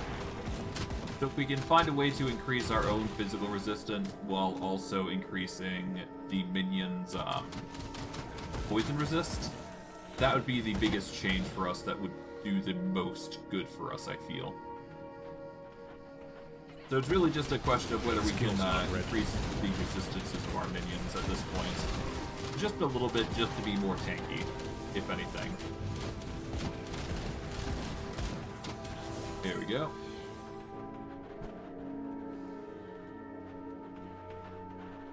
I think we've just taken out the messenger. I could be wrong, though. Oh god, that's a lot of minions.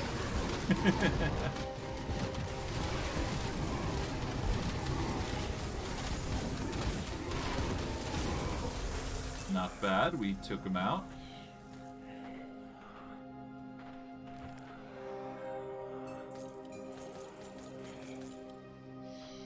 Well, at least we're getting a lot of rewards, though. I can't really complain that much. We just need to optimize our gear at the end of the day, so... yeah.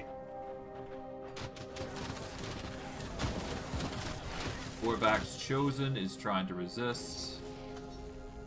There we go. Void Heart. Huh. Cool.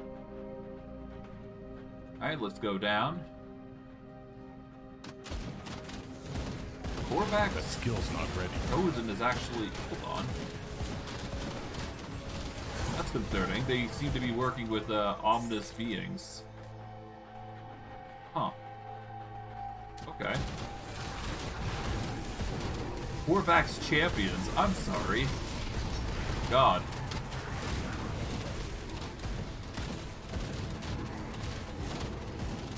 That's ominous. Alright. That skill's not ready.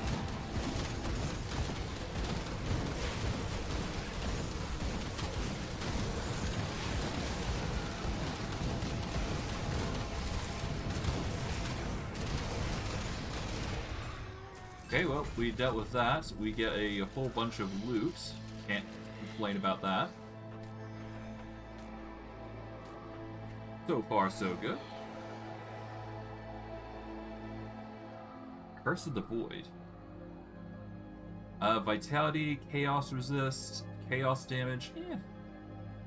For passive on a critical strike, it's not bad.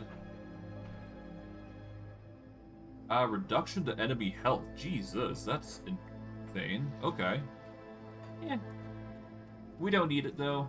We are pretty much good with what we've got thus far.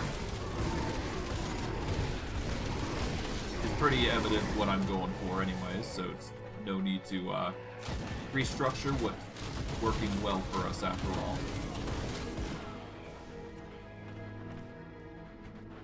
If anything, I want to increase our... if I could find a way to increase the potency of Spectral Wrath a little bit more, that'd be even better for us, I feel. I guess I could reduce the Ray Skeletons up to 20... well, no. I can't really do that, because it's the 11 that's the issue, not the 16.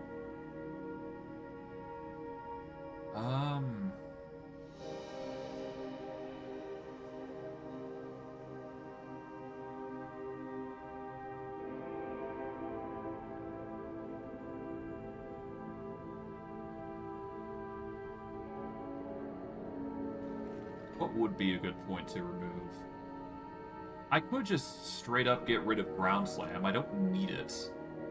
Really, do I? Then again, I don't need, a lot of things.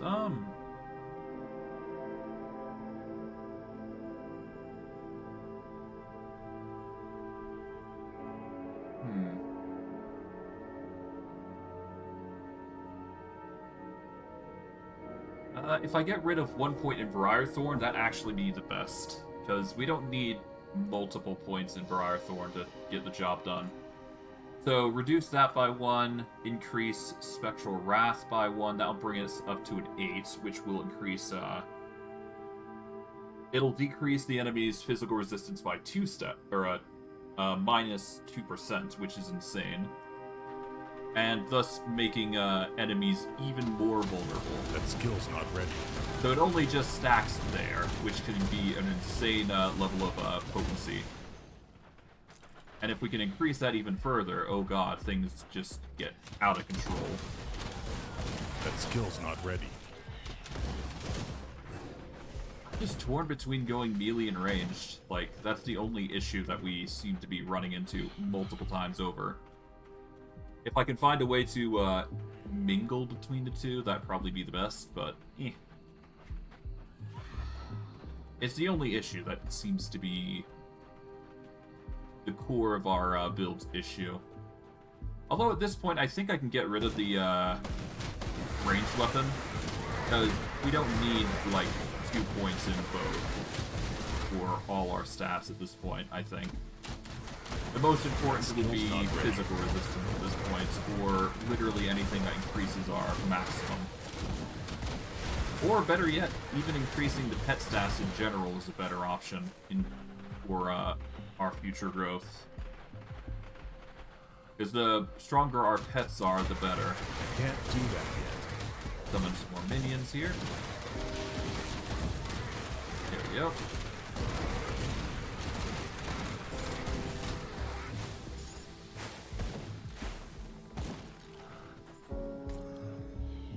Not bad at all. Is there anything over here? No, I can't tell anyways. It's no big deal.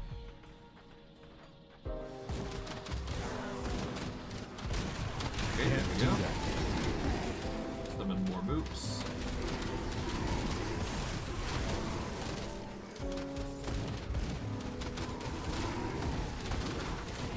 Looking like a mine shaft with where we're at. That skill's not ready. Could be wrong, though. Oh, regardless, we seem to be doing quite well, so no need to concern ourselves over it. Pop that chest open. Even more loot can't be bad. Yeah, we're gonna need to find some level 100 gear. That skill's not ready. We've reached the critical mass point, I think.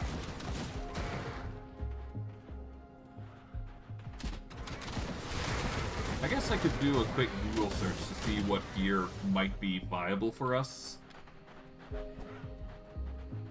I am tempted to do that, so I'll probably construct a plan for it. Oh, 1 second.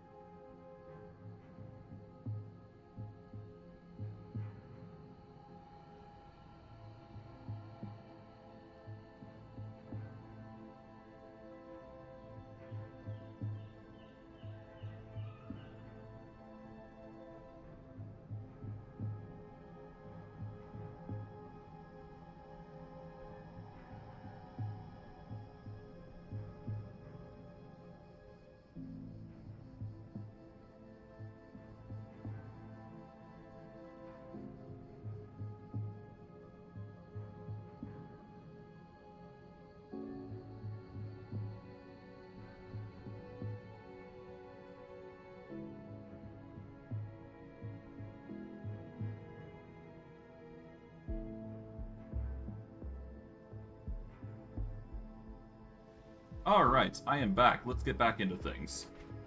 Where was I? Ah, yeah.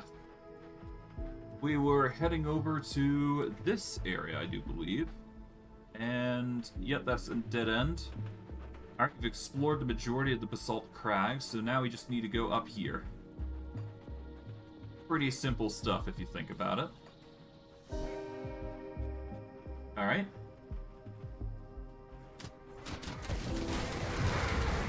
That skill's not ready. Nothing too crazy going on here, just deal with the enemies, and off we go forward. Pretty dark, I can't deny.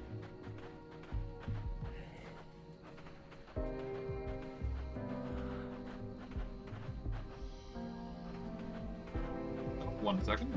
Again.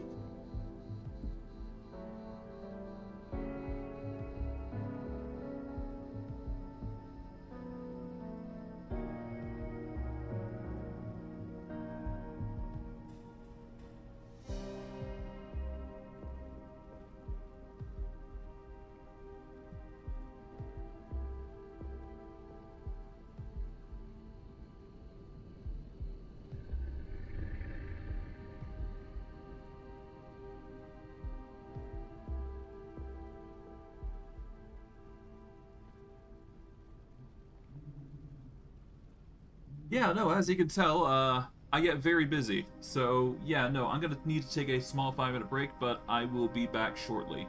Or I'll at least try to be back shortly. See you guys in 5 minutes, and I will be back, yeah, soon. Take care.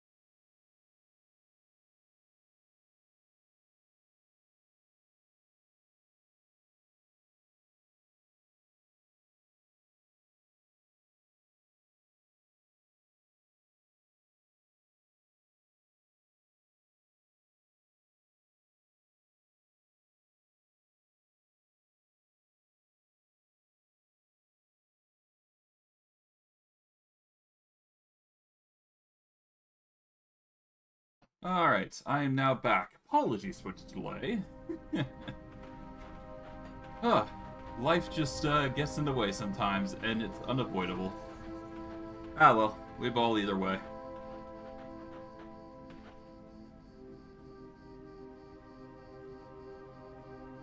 Okay.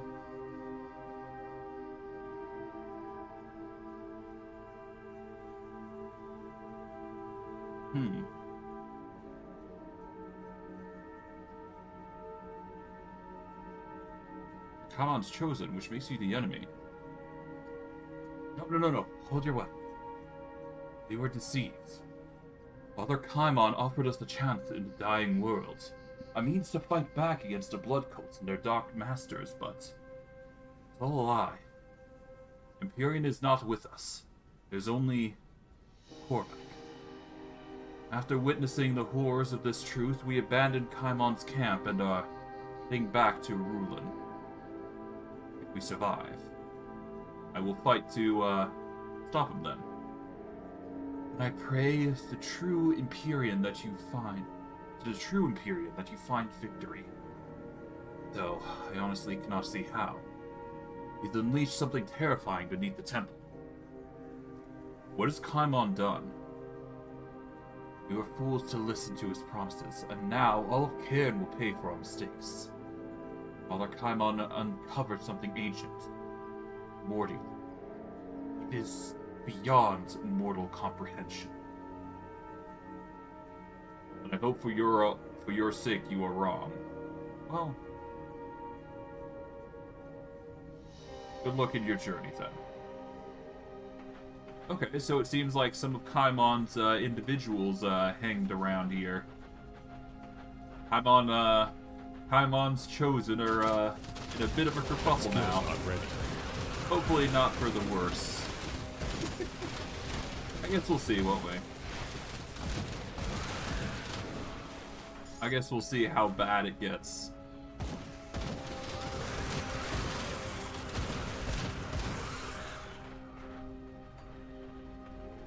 Okay. Can't do that yet. Alright, not bad. At least it seems like we're doing quite well in regards to combat. That's good. But we got quite a bit of a journey to go on to begin with, so it's fine. We'll overcome it in due time.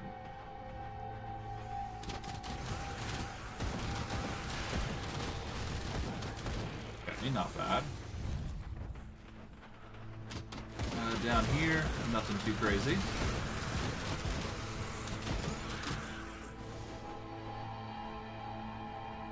Ruin entrance.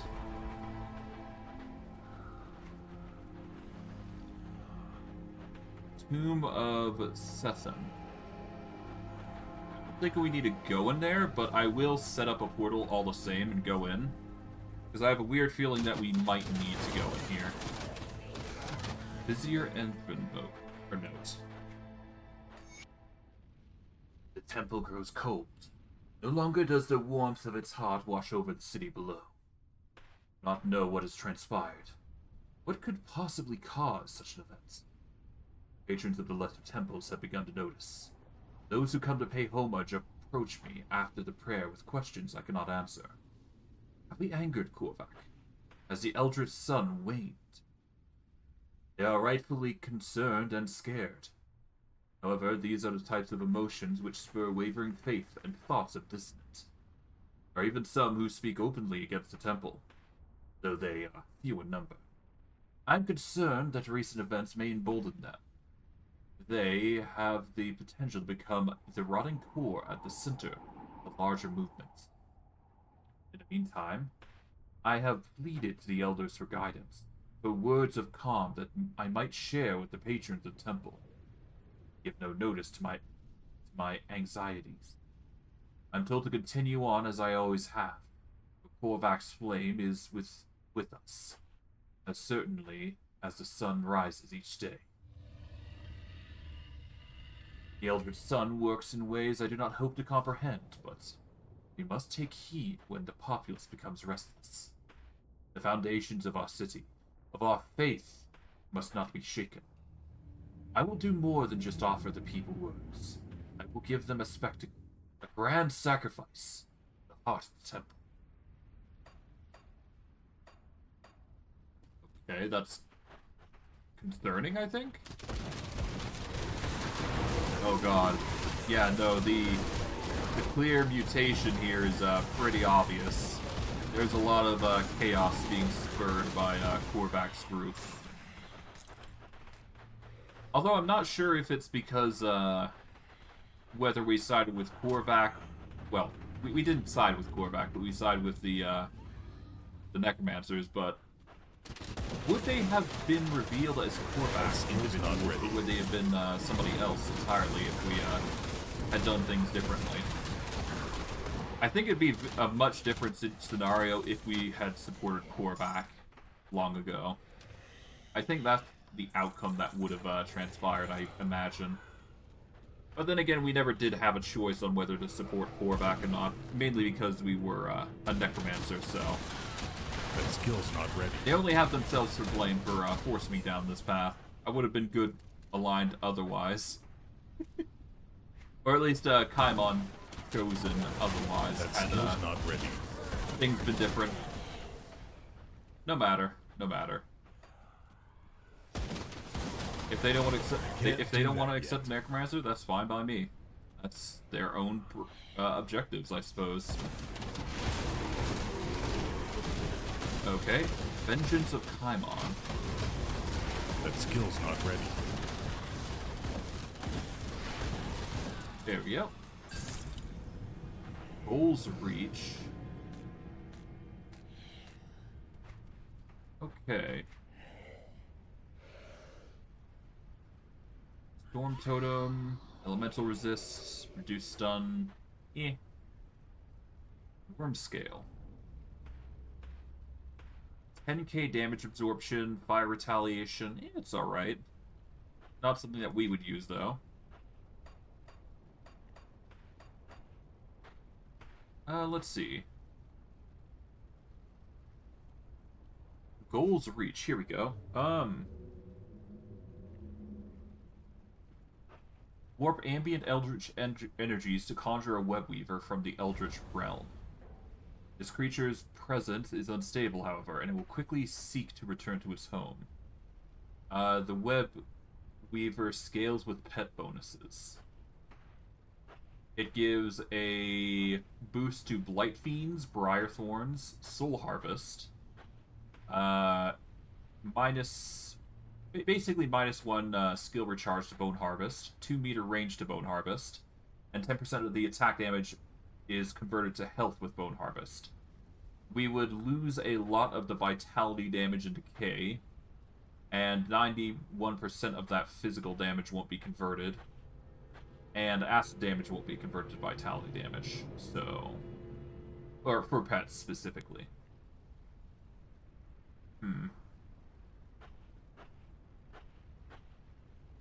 It has the potential to be something amazing. Because it is a set item, technically. It gives acid damage. We'd get another Blight Fiend if we were to equip it. Attack speed to Mogdrogan's Pack would be also pretty good. We'd suffer less 20% poison and acid damage from Devouring Swarm. We'd also get an Eldritch Talent. It's a 94 level gear item, so it is tempting to wield, but it's not amazing, I'd say. I much prefer this Bone Scavenger Death Grips here. I think we can find something better, but it's not looking good. Not looking good. I am certain we could find something better, though, I feel. Which is weird to say, but, you know, it's how it feels. Oh well. We will, adjust accordingly. And adapt to overcome.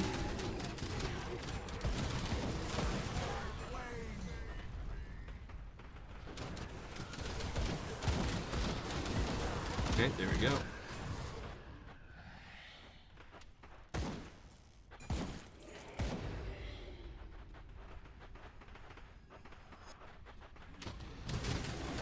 Can't do that. Nice. Okay.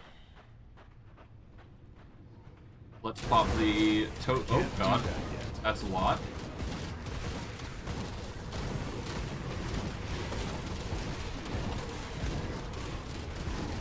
Can't do that yet. Alright, so far so good. Stone Fist Rebuke, yeah. Alright. Okay, we can go down here to see what other minions that we can fight. Probably won't be much else, aside from just bosses, of course. But thankfully, we've got a lot of enemies that we can fight, and we'll just get a whole bunch of items and experience accordingly. So that'll be good. Overall, seems like we managed to clear out the majority here. We'll make sure we're doing 110%, just clear out everything we can. I think that's everything here, so yeah, we should be able to get going now over into this ruin entrance here. The opposite side, of course. And by doing as such, we basically went from here to here. So literally went to the That opposite skill's not side. ready.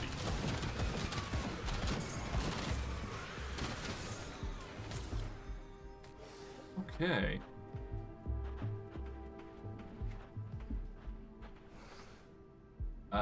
Mythical Blessed Touch.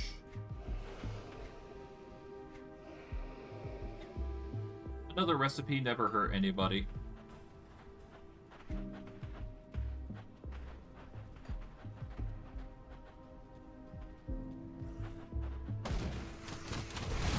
That skill's not ready.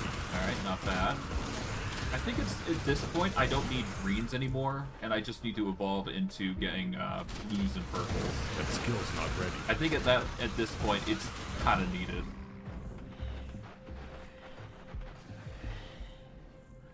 Okay, well yeah, no, let's do that actually. Now I think about it.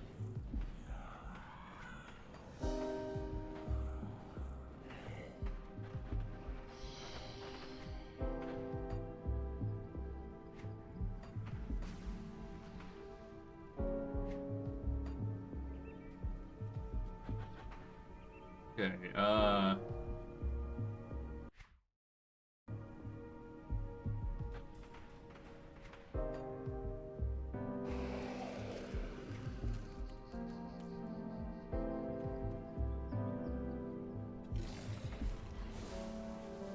okay, what was it again? Sorry, I'm just taking my time here. Oh, it's O. Okay. Monster infrequent, there we go. We're just gonna get for epic legendary instead. There we go. That'll be our go-to here. We are no longer going to be picking up greens, put simply. The greens are going to be sold anyways, but, I mean, it's now time to just migrate to just your I can't do that yet. different items in general. We'll get better stuff as we go, naturally.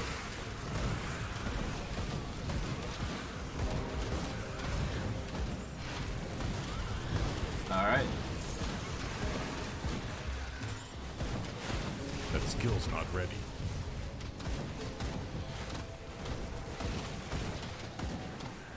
More minions to compensate for the damage that we're suffering. Can't do that.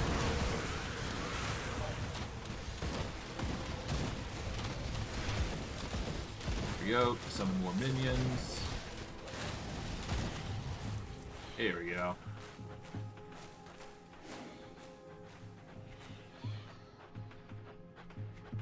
Alright, and with that, we keep going across here, I think. We should be good. Yep, this is the next path here.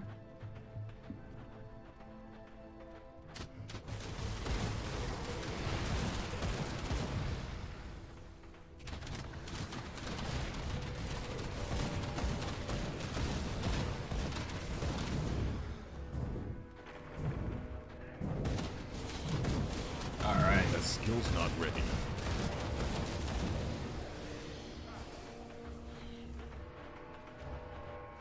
Not bad so far. That skill's not ready. Animated Watchers causing chaos. Kind of predict that would be the case for quite a bit.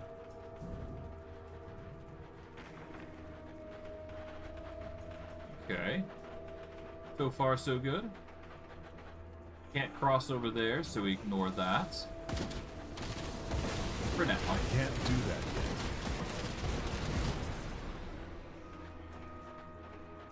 Okay, we got another totem there, but before we do, we will explore around here. There is another ruin entrance that we can peruse and go deal with.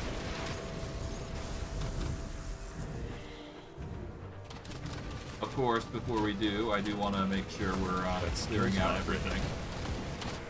There we go.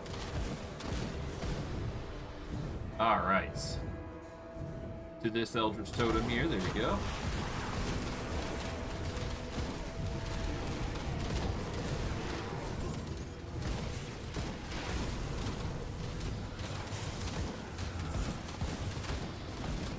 Here we are.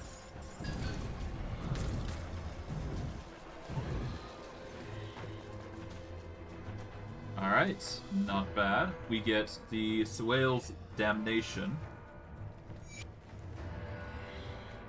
Really wish I could change my class, but that's unfortunately not something you can do. Once you've made your decision, you can't really change it. Venom Lance. Acid, poison, it's okay. Our gloves would convert it into vitality, but we shouldn't need to do that.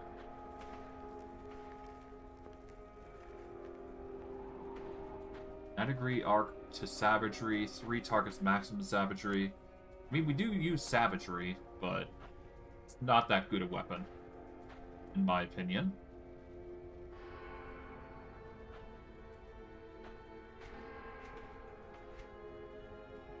Alright. Well, we're going in here, so I'm just going to drop a portal just to be safe, and then we'll go. That way, if I do, for some reason, end up dying, we've got a precaution here. I can't do that yet. Or at least we are set up with a precautionary measure to prevent that from being an issue. I can't do that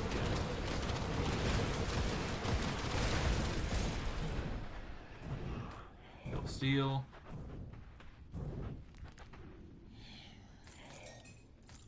What we can. Hopefully we'll be able to convert, get transmutation going, but it's gonna take some time, I imagine, in order to get what we need.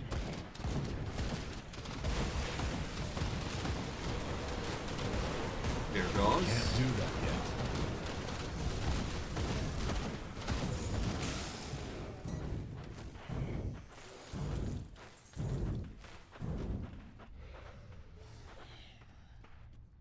Alright, not bad. Healing's going well.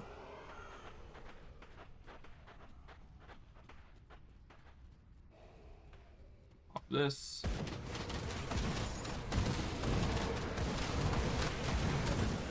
Nice.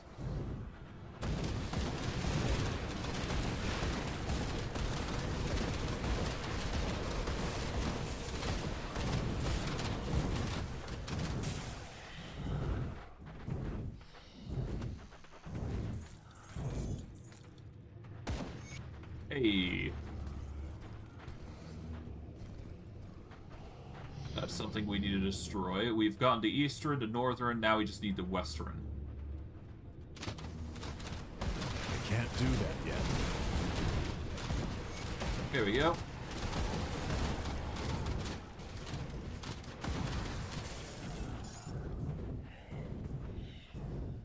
And with that, the last thing here is the stuff in the middle, which is the Dust Reaper. Arguably the worst boss to face for us, considering he's got poison. But thankfully, our minions are just as dangerous, so As long as they are attacking, the more damage they deal, the more HP we are actually stealing, so it works out in the end. It works out.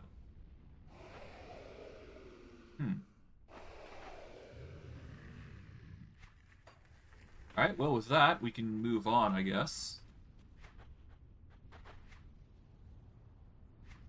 Yeah, we're doing quite well. Managed to clear the Tomb of Araya. So now we can just go back to base. Yeah, no, we can go back to the Rift, and we can go back to the Vanguard of the 3, I guess.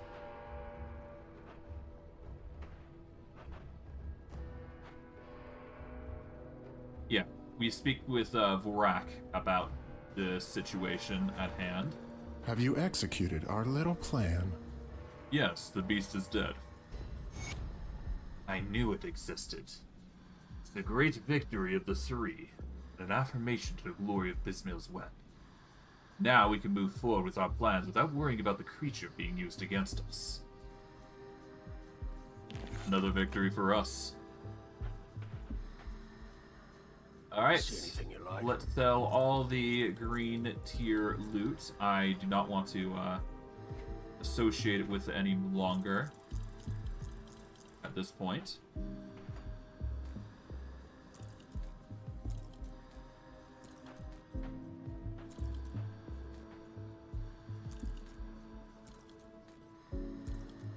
Here we go.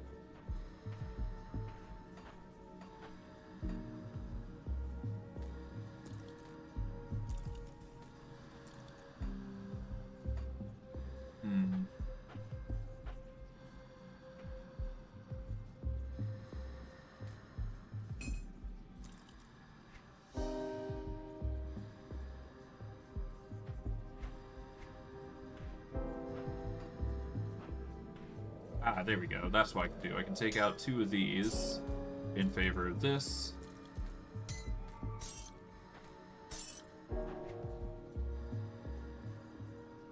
One, 2, 3, 4, 5. So take out 5 of these.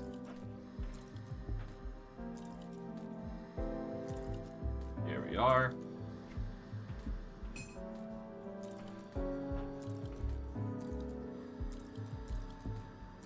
Here we are. That'll have to do for now. See you around. Alright, and with that, unless we get more dynamite, of course, we are just gonna have to keep going. We've only got 1 dynamite left, so that is a bummer, but I'm kind of used to doing this now. We still need to defeat the messenger, so that's gonna be a concern. You know what? I think it may be a good time to just go into the conflagration at this point and grab what crystals we can. Just a personal choice, if anything.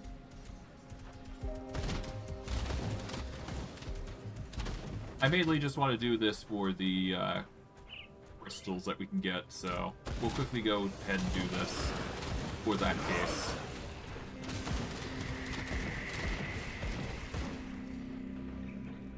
All things considering, we're doing quite well, so that can't be a bad thing.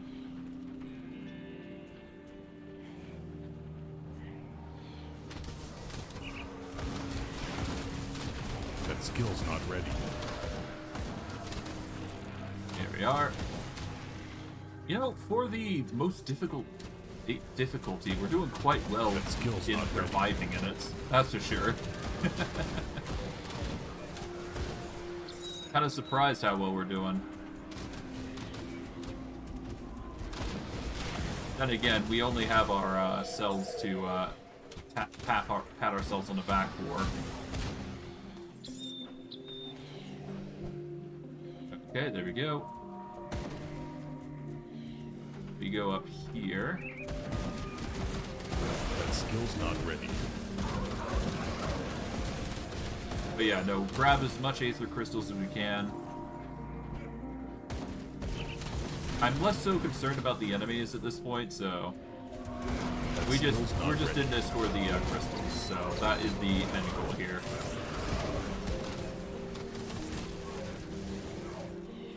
Mythical Revenant Can't Revenge. do that yet. Huh.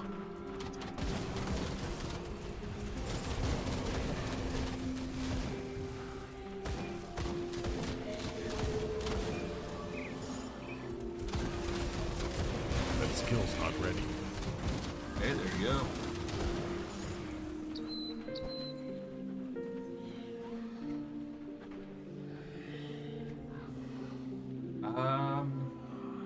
Not a bad weapon.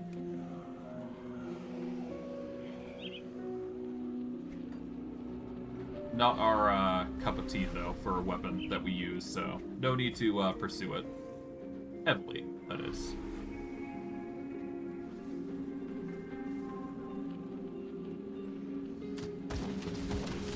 Okay. That skill's not ready. No more mooks. That skill's not ready. Grab the Aether Crystal.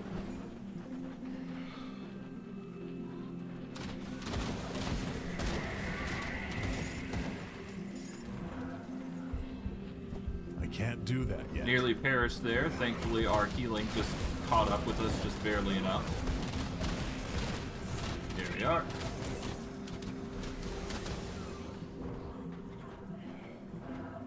Gonna need some lifesteal at this rate. Ah, well.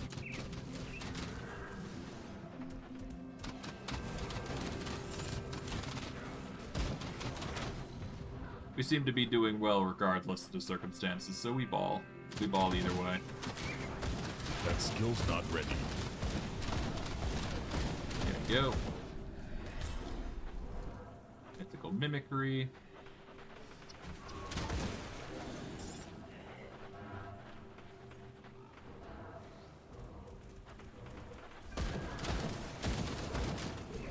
Okay, there you go. Can't do that yet.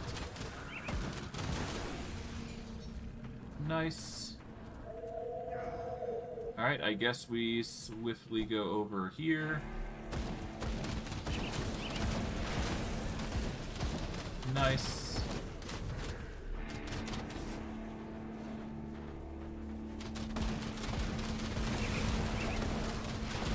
That skill's not ready. Alright, Foster Roth goes down. There you go. How is our crystal amount doing? We've got...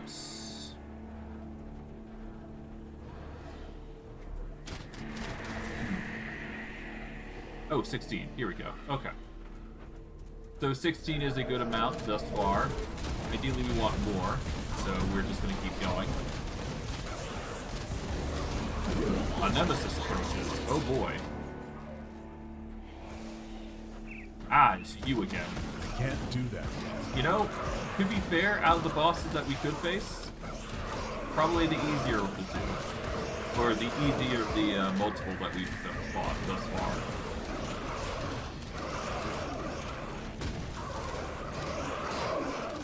That skill's not ready. There we go. Tainted brain matter, a whole bunch of stuff. Blueprint of living armor.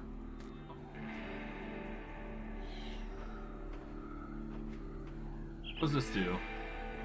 Offense ability, armor absorption, chaos resistance, and elemental resistance. Okay, not bad.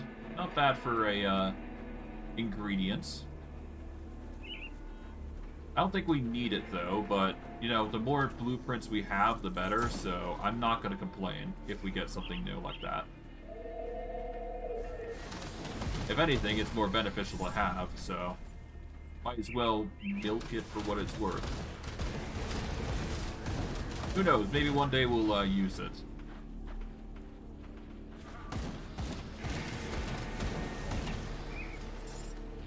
At the very least, I know for a fact that I'm going to need as many Aether Shards as I can get my hands on, so there you go.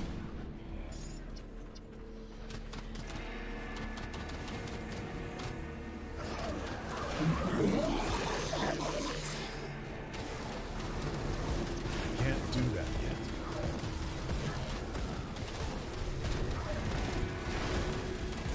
Okay, there we go.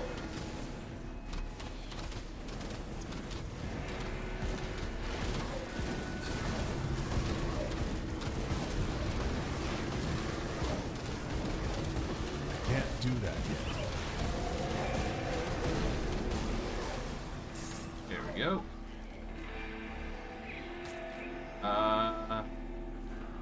Nadon's Reach. Eh, not that great a weapon, but it is something, I suppose. Gravity Crystal. Yeah, we get some extra dynamite. Can't be bad. Overall, a good haul, to say the least. We will quickly shuffle our way over to the Aetherwood here. That skill's not ready. And let's just deal with the enemy here. Mythical Blood Cow. Always a good boon. That skill's not ready. Surprisingly, our minions are holding well. We get the Relic of Eternity here. Pretty cool. Alright, so Blood Rager Cow is a good shaman ability. If we were a combat shaman, that is. Otherwise, not that great. Eternity is... -1 second to all currently active skill cooldowns, skill recharge. This is good if you want to spam abilities, which is not something that we utilize, really. But it could be good for those who want to spam abilities over and over and over and over and over again, which is not what we do. Cooldown reduction is not in our repertoire. We are built upon the aspect of just auto-attacking, if anything. But yes, no, with that, we can now warp back to Homestead here. No need to shift what we're doing thus far. And we'll just quickly go make some dynamite. Come see what's left of my wares. Alright, so from here...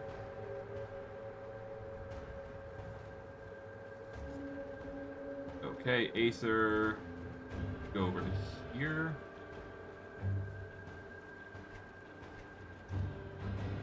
Aether Shards.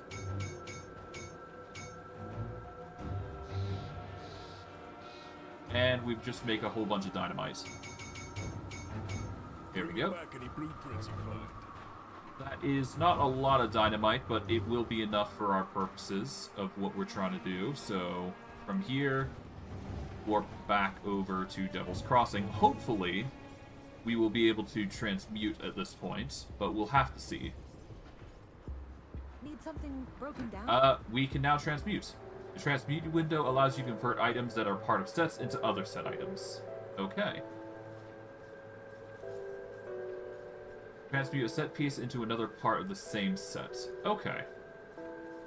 So, first and foremost, let's dismantle what we don't consider set pieces, and then we'll go from there. We'll start with the purples, obviously.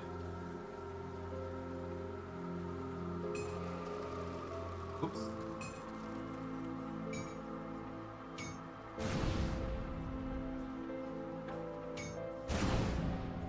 Okay, this is a set piece, this isn't.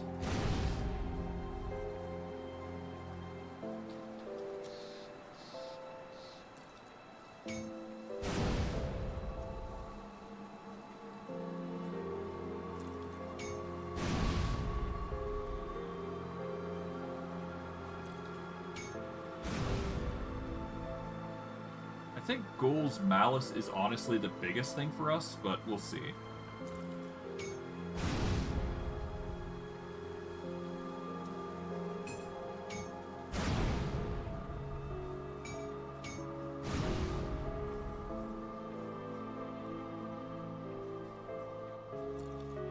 Yeah, we don't need this.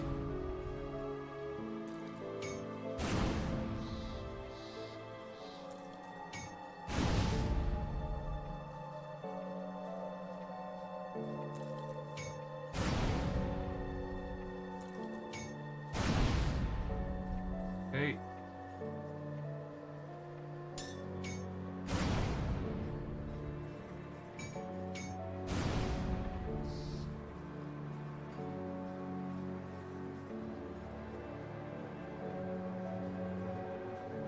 And that's all the sets from there. Do we need worm scale? Not really, so we'll just dismantle that. Silver Sentinel's a set piece. Okay.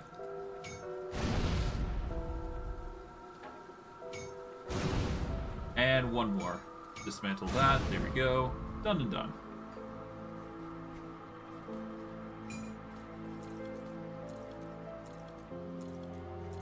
There we go.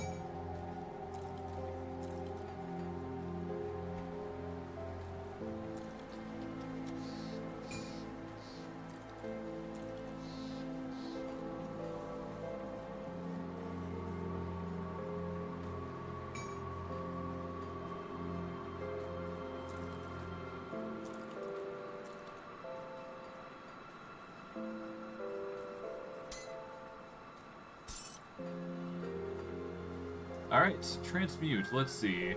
I preferably want goals reach here. Transmute a set piece into another part of the same piece. So we can either keep this or go for another piece here. What would be the best one for a Necromancer Shaman? So give me a sec while I check, actually. Okay.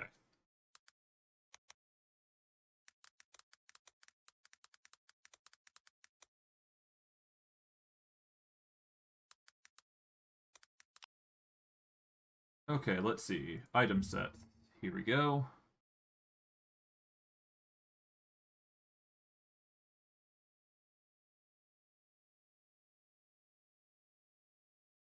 So, let's see. Give me a second while I look through this. It's going to take a few moments. I'm looking for Necromancer Shaman, ideally.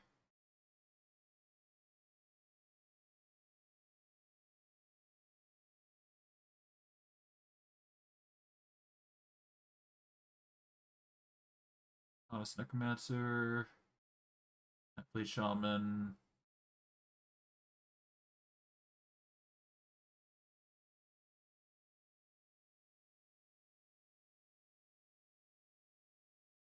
Okay.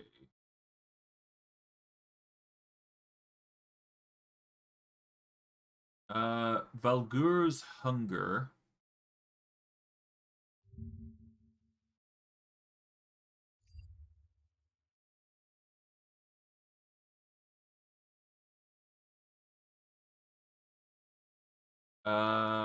Bismill's Trinkets.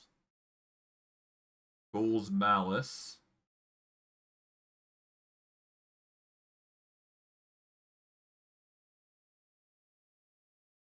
Okay, so Valgur's Hunger.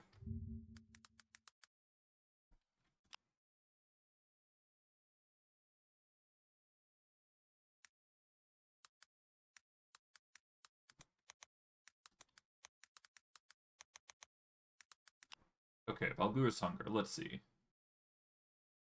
I guess the fandom would do? No. We need to look at item sets here.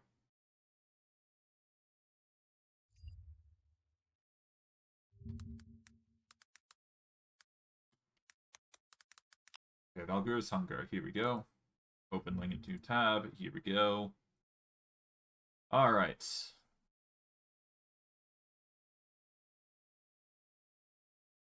Shaman, Occultist, Necromancer. Yeah, so it is... Valgur's Hunger is combining Shaman, Occultist, and Necromancer, seems. With Storm Totem being the focal point, which is not what we want. It does focus into Siphoned Souls, though, so that's fun, but eh. Yeah, this is not the gear set that we want. So, abandon Valgur's Hunger as a focus. Okay, let's see. Bismel's Trinkets.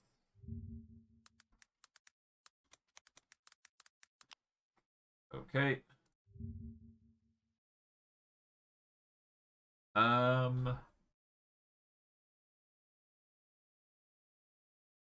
Okay, so Bismel's Trinkets provides pets a whole bunch of set bonuses. We get Emboldening Presence, Lightning Strike, Call the Grave, Lightning Strike. I think that's a shaman-specific thing. So let me just check real quick. I need to go not to there. I need to go into...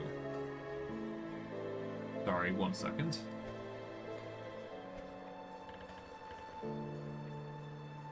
I need to go into... No, not character window. I need to go to skill window. Here we go. Alright, Lightning Strike.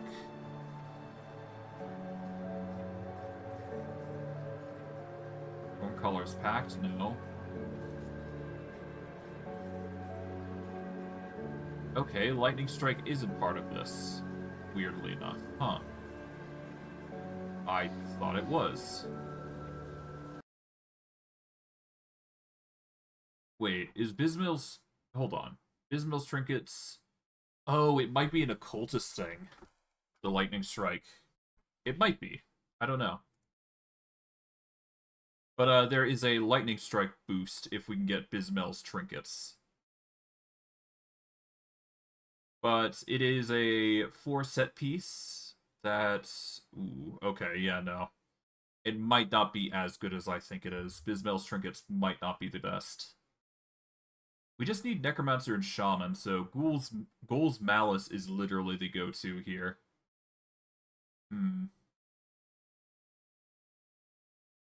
There's also the Veil Keeper. So let me check that. Okay, Veil Keeper. Okay, so the Veil Keeper increases our resistances like crazy, and makes Arcane Will and Spectral Binding do more. Which is okay, I suppose, but not ideal for what we're trying to do.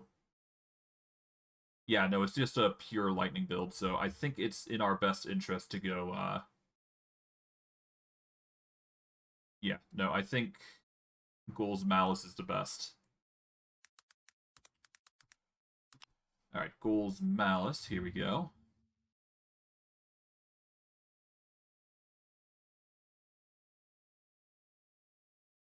Yeah, it gives a boost to Blight Fiend and Briarthorn, which is our focus. We also get an additional Blight Fiend if we were to get a full set. We also reduce target resistances with Mogdroken's Pact. We also increase attack speed, which is an amazing thing for dealing with pets. We also get the Eldritch Talon summon, which is yet another summon that adds to our minions, which also debuffs the enemy a significant margin as well. Our pets will get acid damage up the wazoo. It also convert vitality damage to acid damage, which is pretty good. We do technically have an acid-based thing, don't we? If I recall correctly, so give me a hot moment to check on that. Because I do want to check to make sure I'm getting everything right. I think it's in Devotions, yeah. If I go all the way over to here... Oh, we get chaos damage. We don't get poison damage. It's a shame, because I do believe if we had gone that route, we could go into the Manticore and increase our damage that way. Which I think actually might be a better option for us. Yeah, it would increase our acid damage and poison damage, which is a viable option. And if we go back into Ghoul's Malice... Yeah, no, we deal a whole bunch of acid damage. Vitality damage converted to 8 acid damage, chaos resist. It's hard not to say no to all these boons. We'll lose out on a lot of pet stuff, or pet damage bonuses though, which is the biggest thing that we suffer from. All this for another pet though.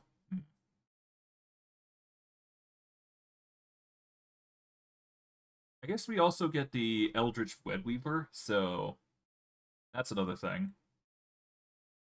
We get a 3 summon limit, lives for 18 seconds. 100% chance on critical attack. Do we crit enough to warrant it? I don't know. I really don't know. Ah well. For now, I don't need to worry about it. I'll just stow all our set items for now, sell the rest, I think, and we'll go from there. Or store the rest, I guess. Storage, no questions asked.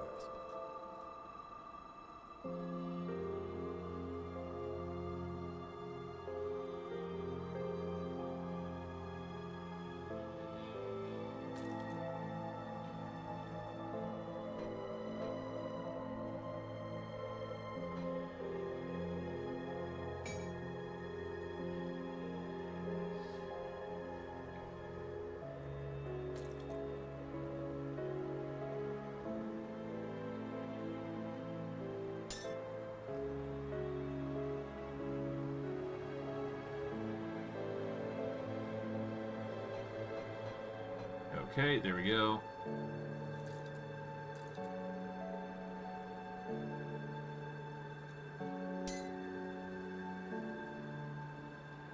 Okay, let's just deposit what we can here.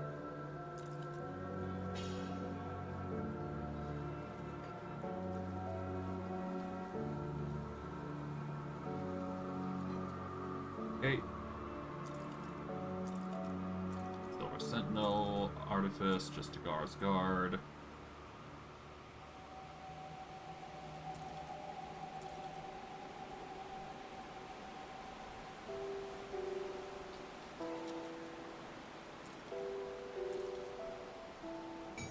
Seeker's Light.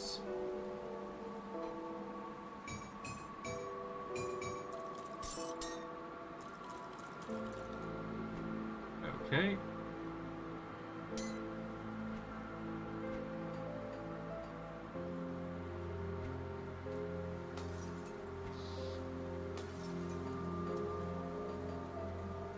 And I think that covers the majority of loot. Yep, there you go.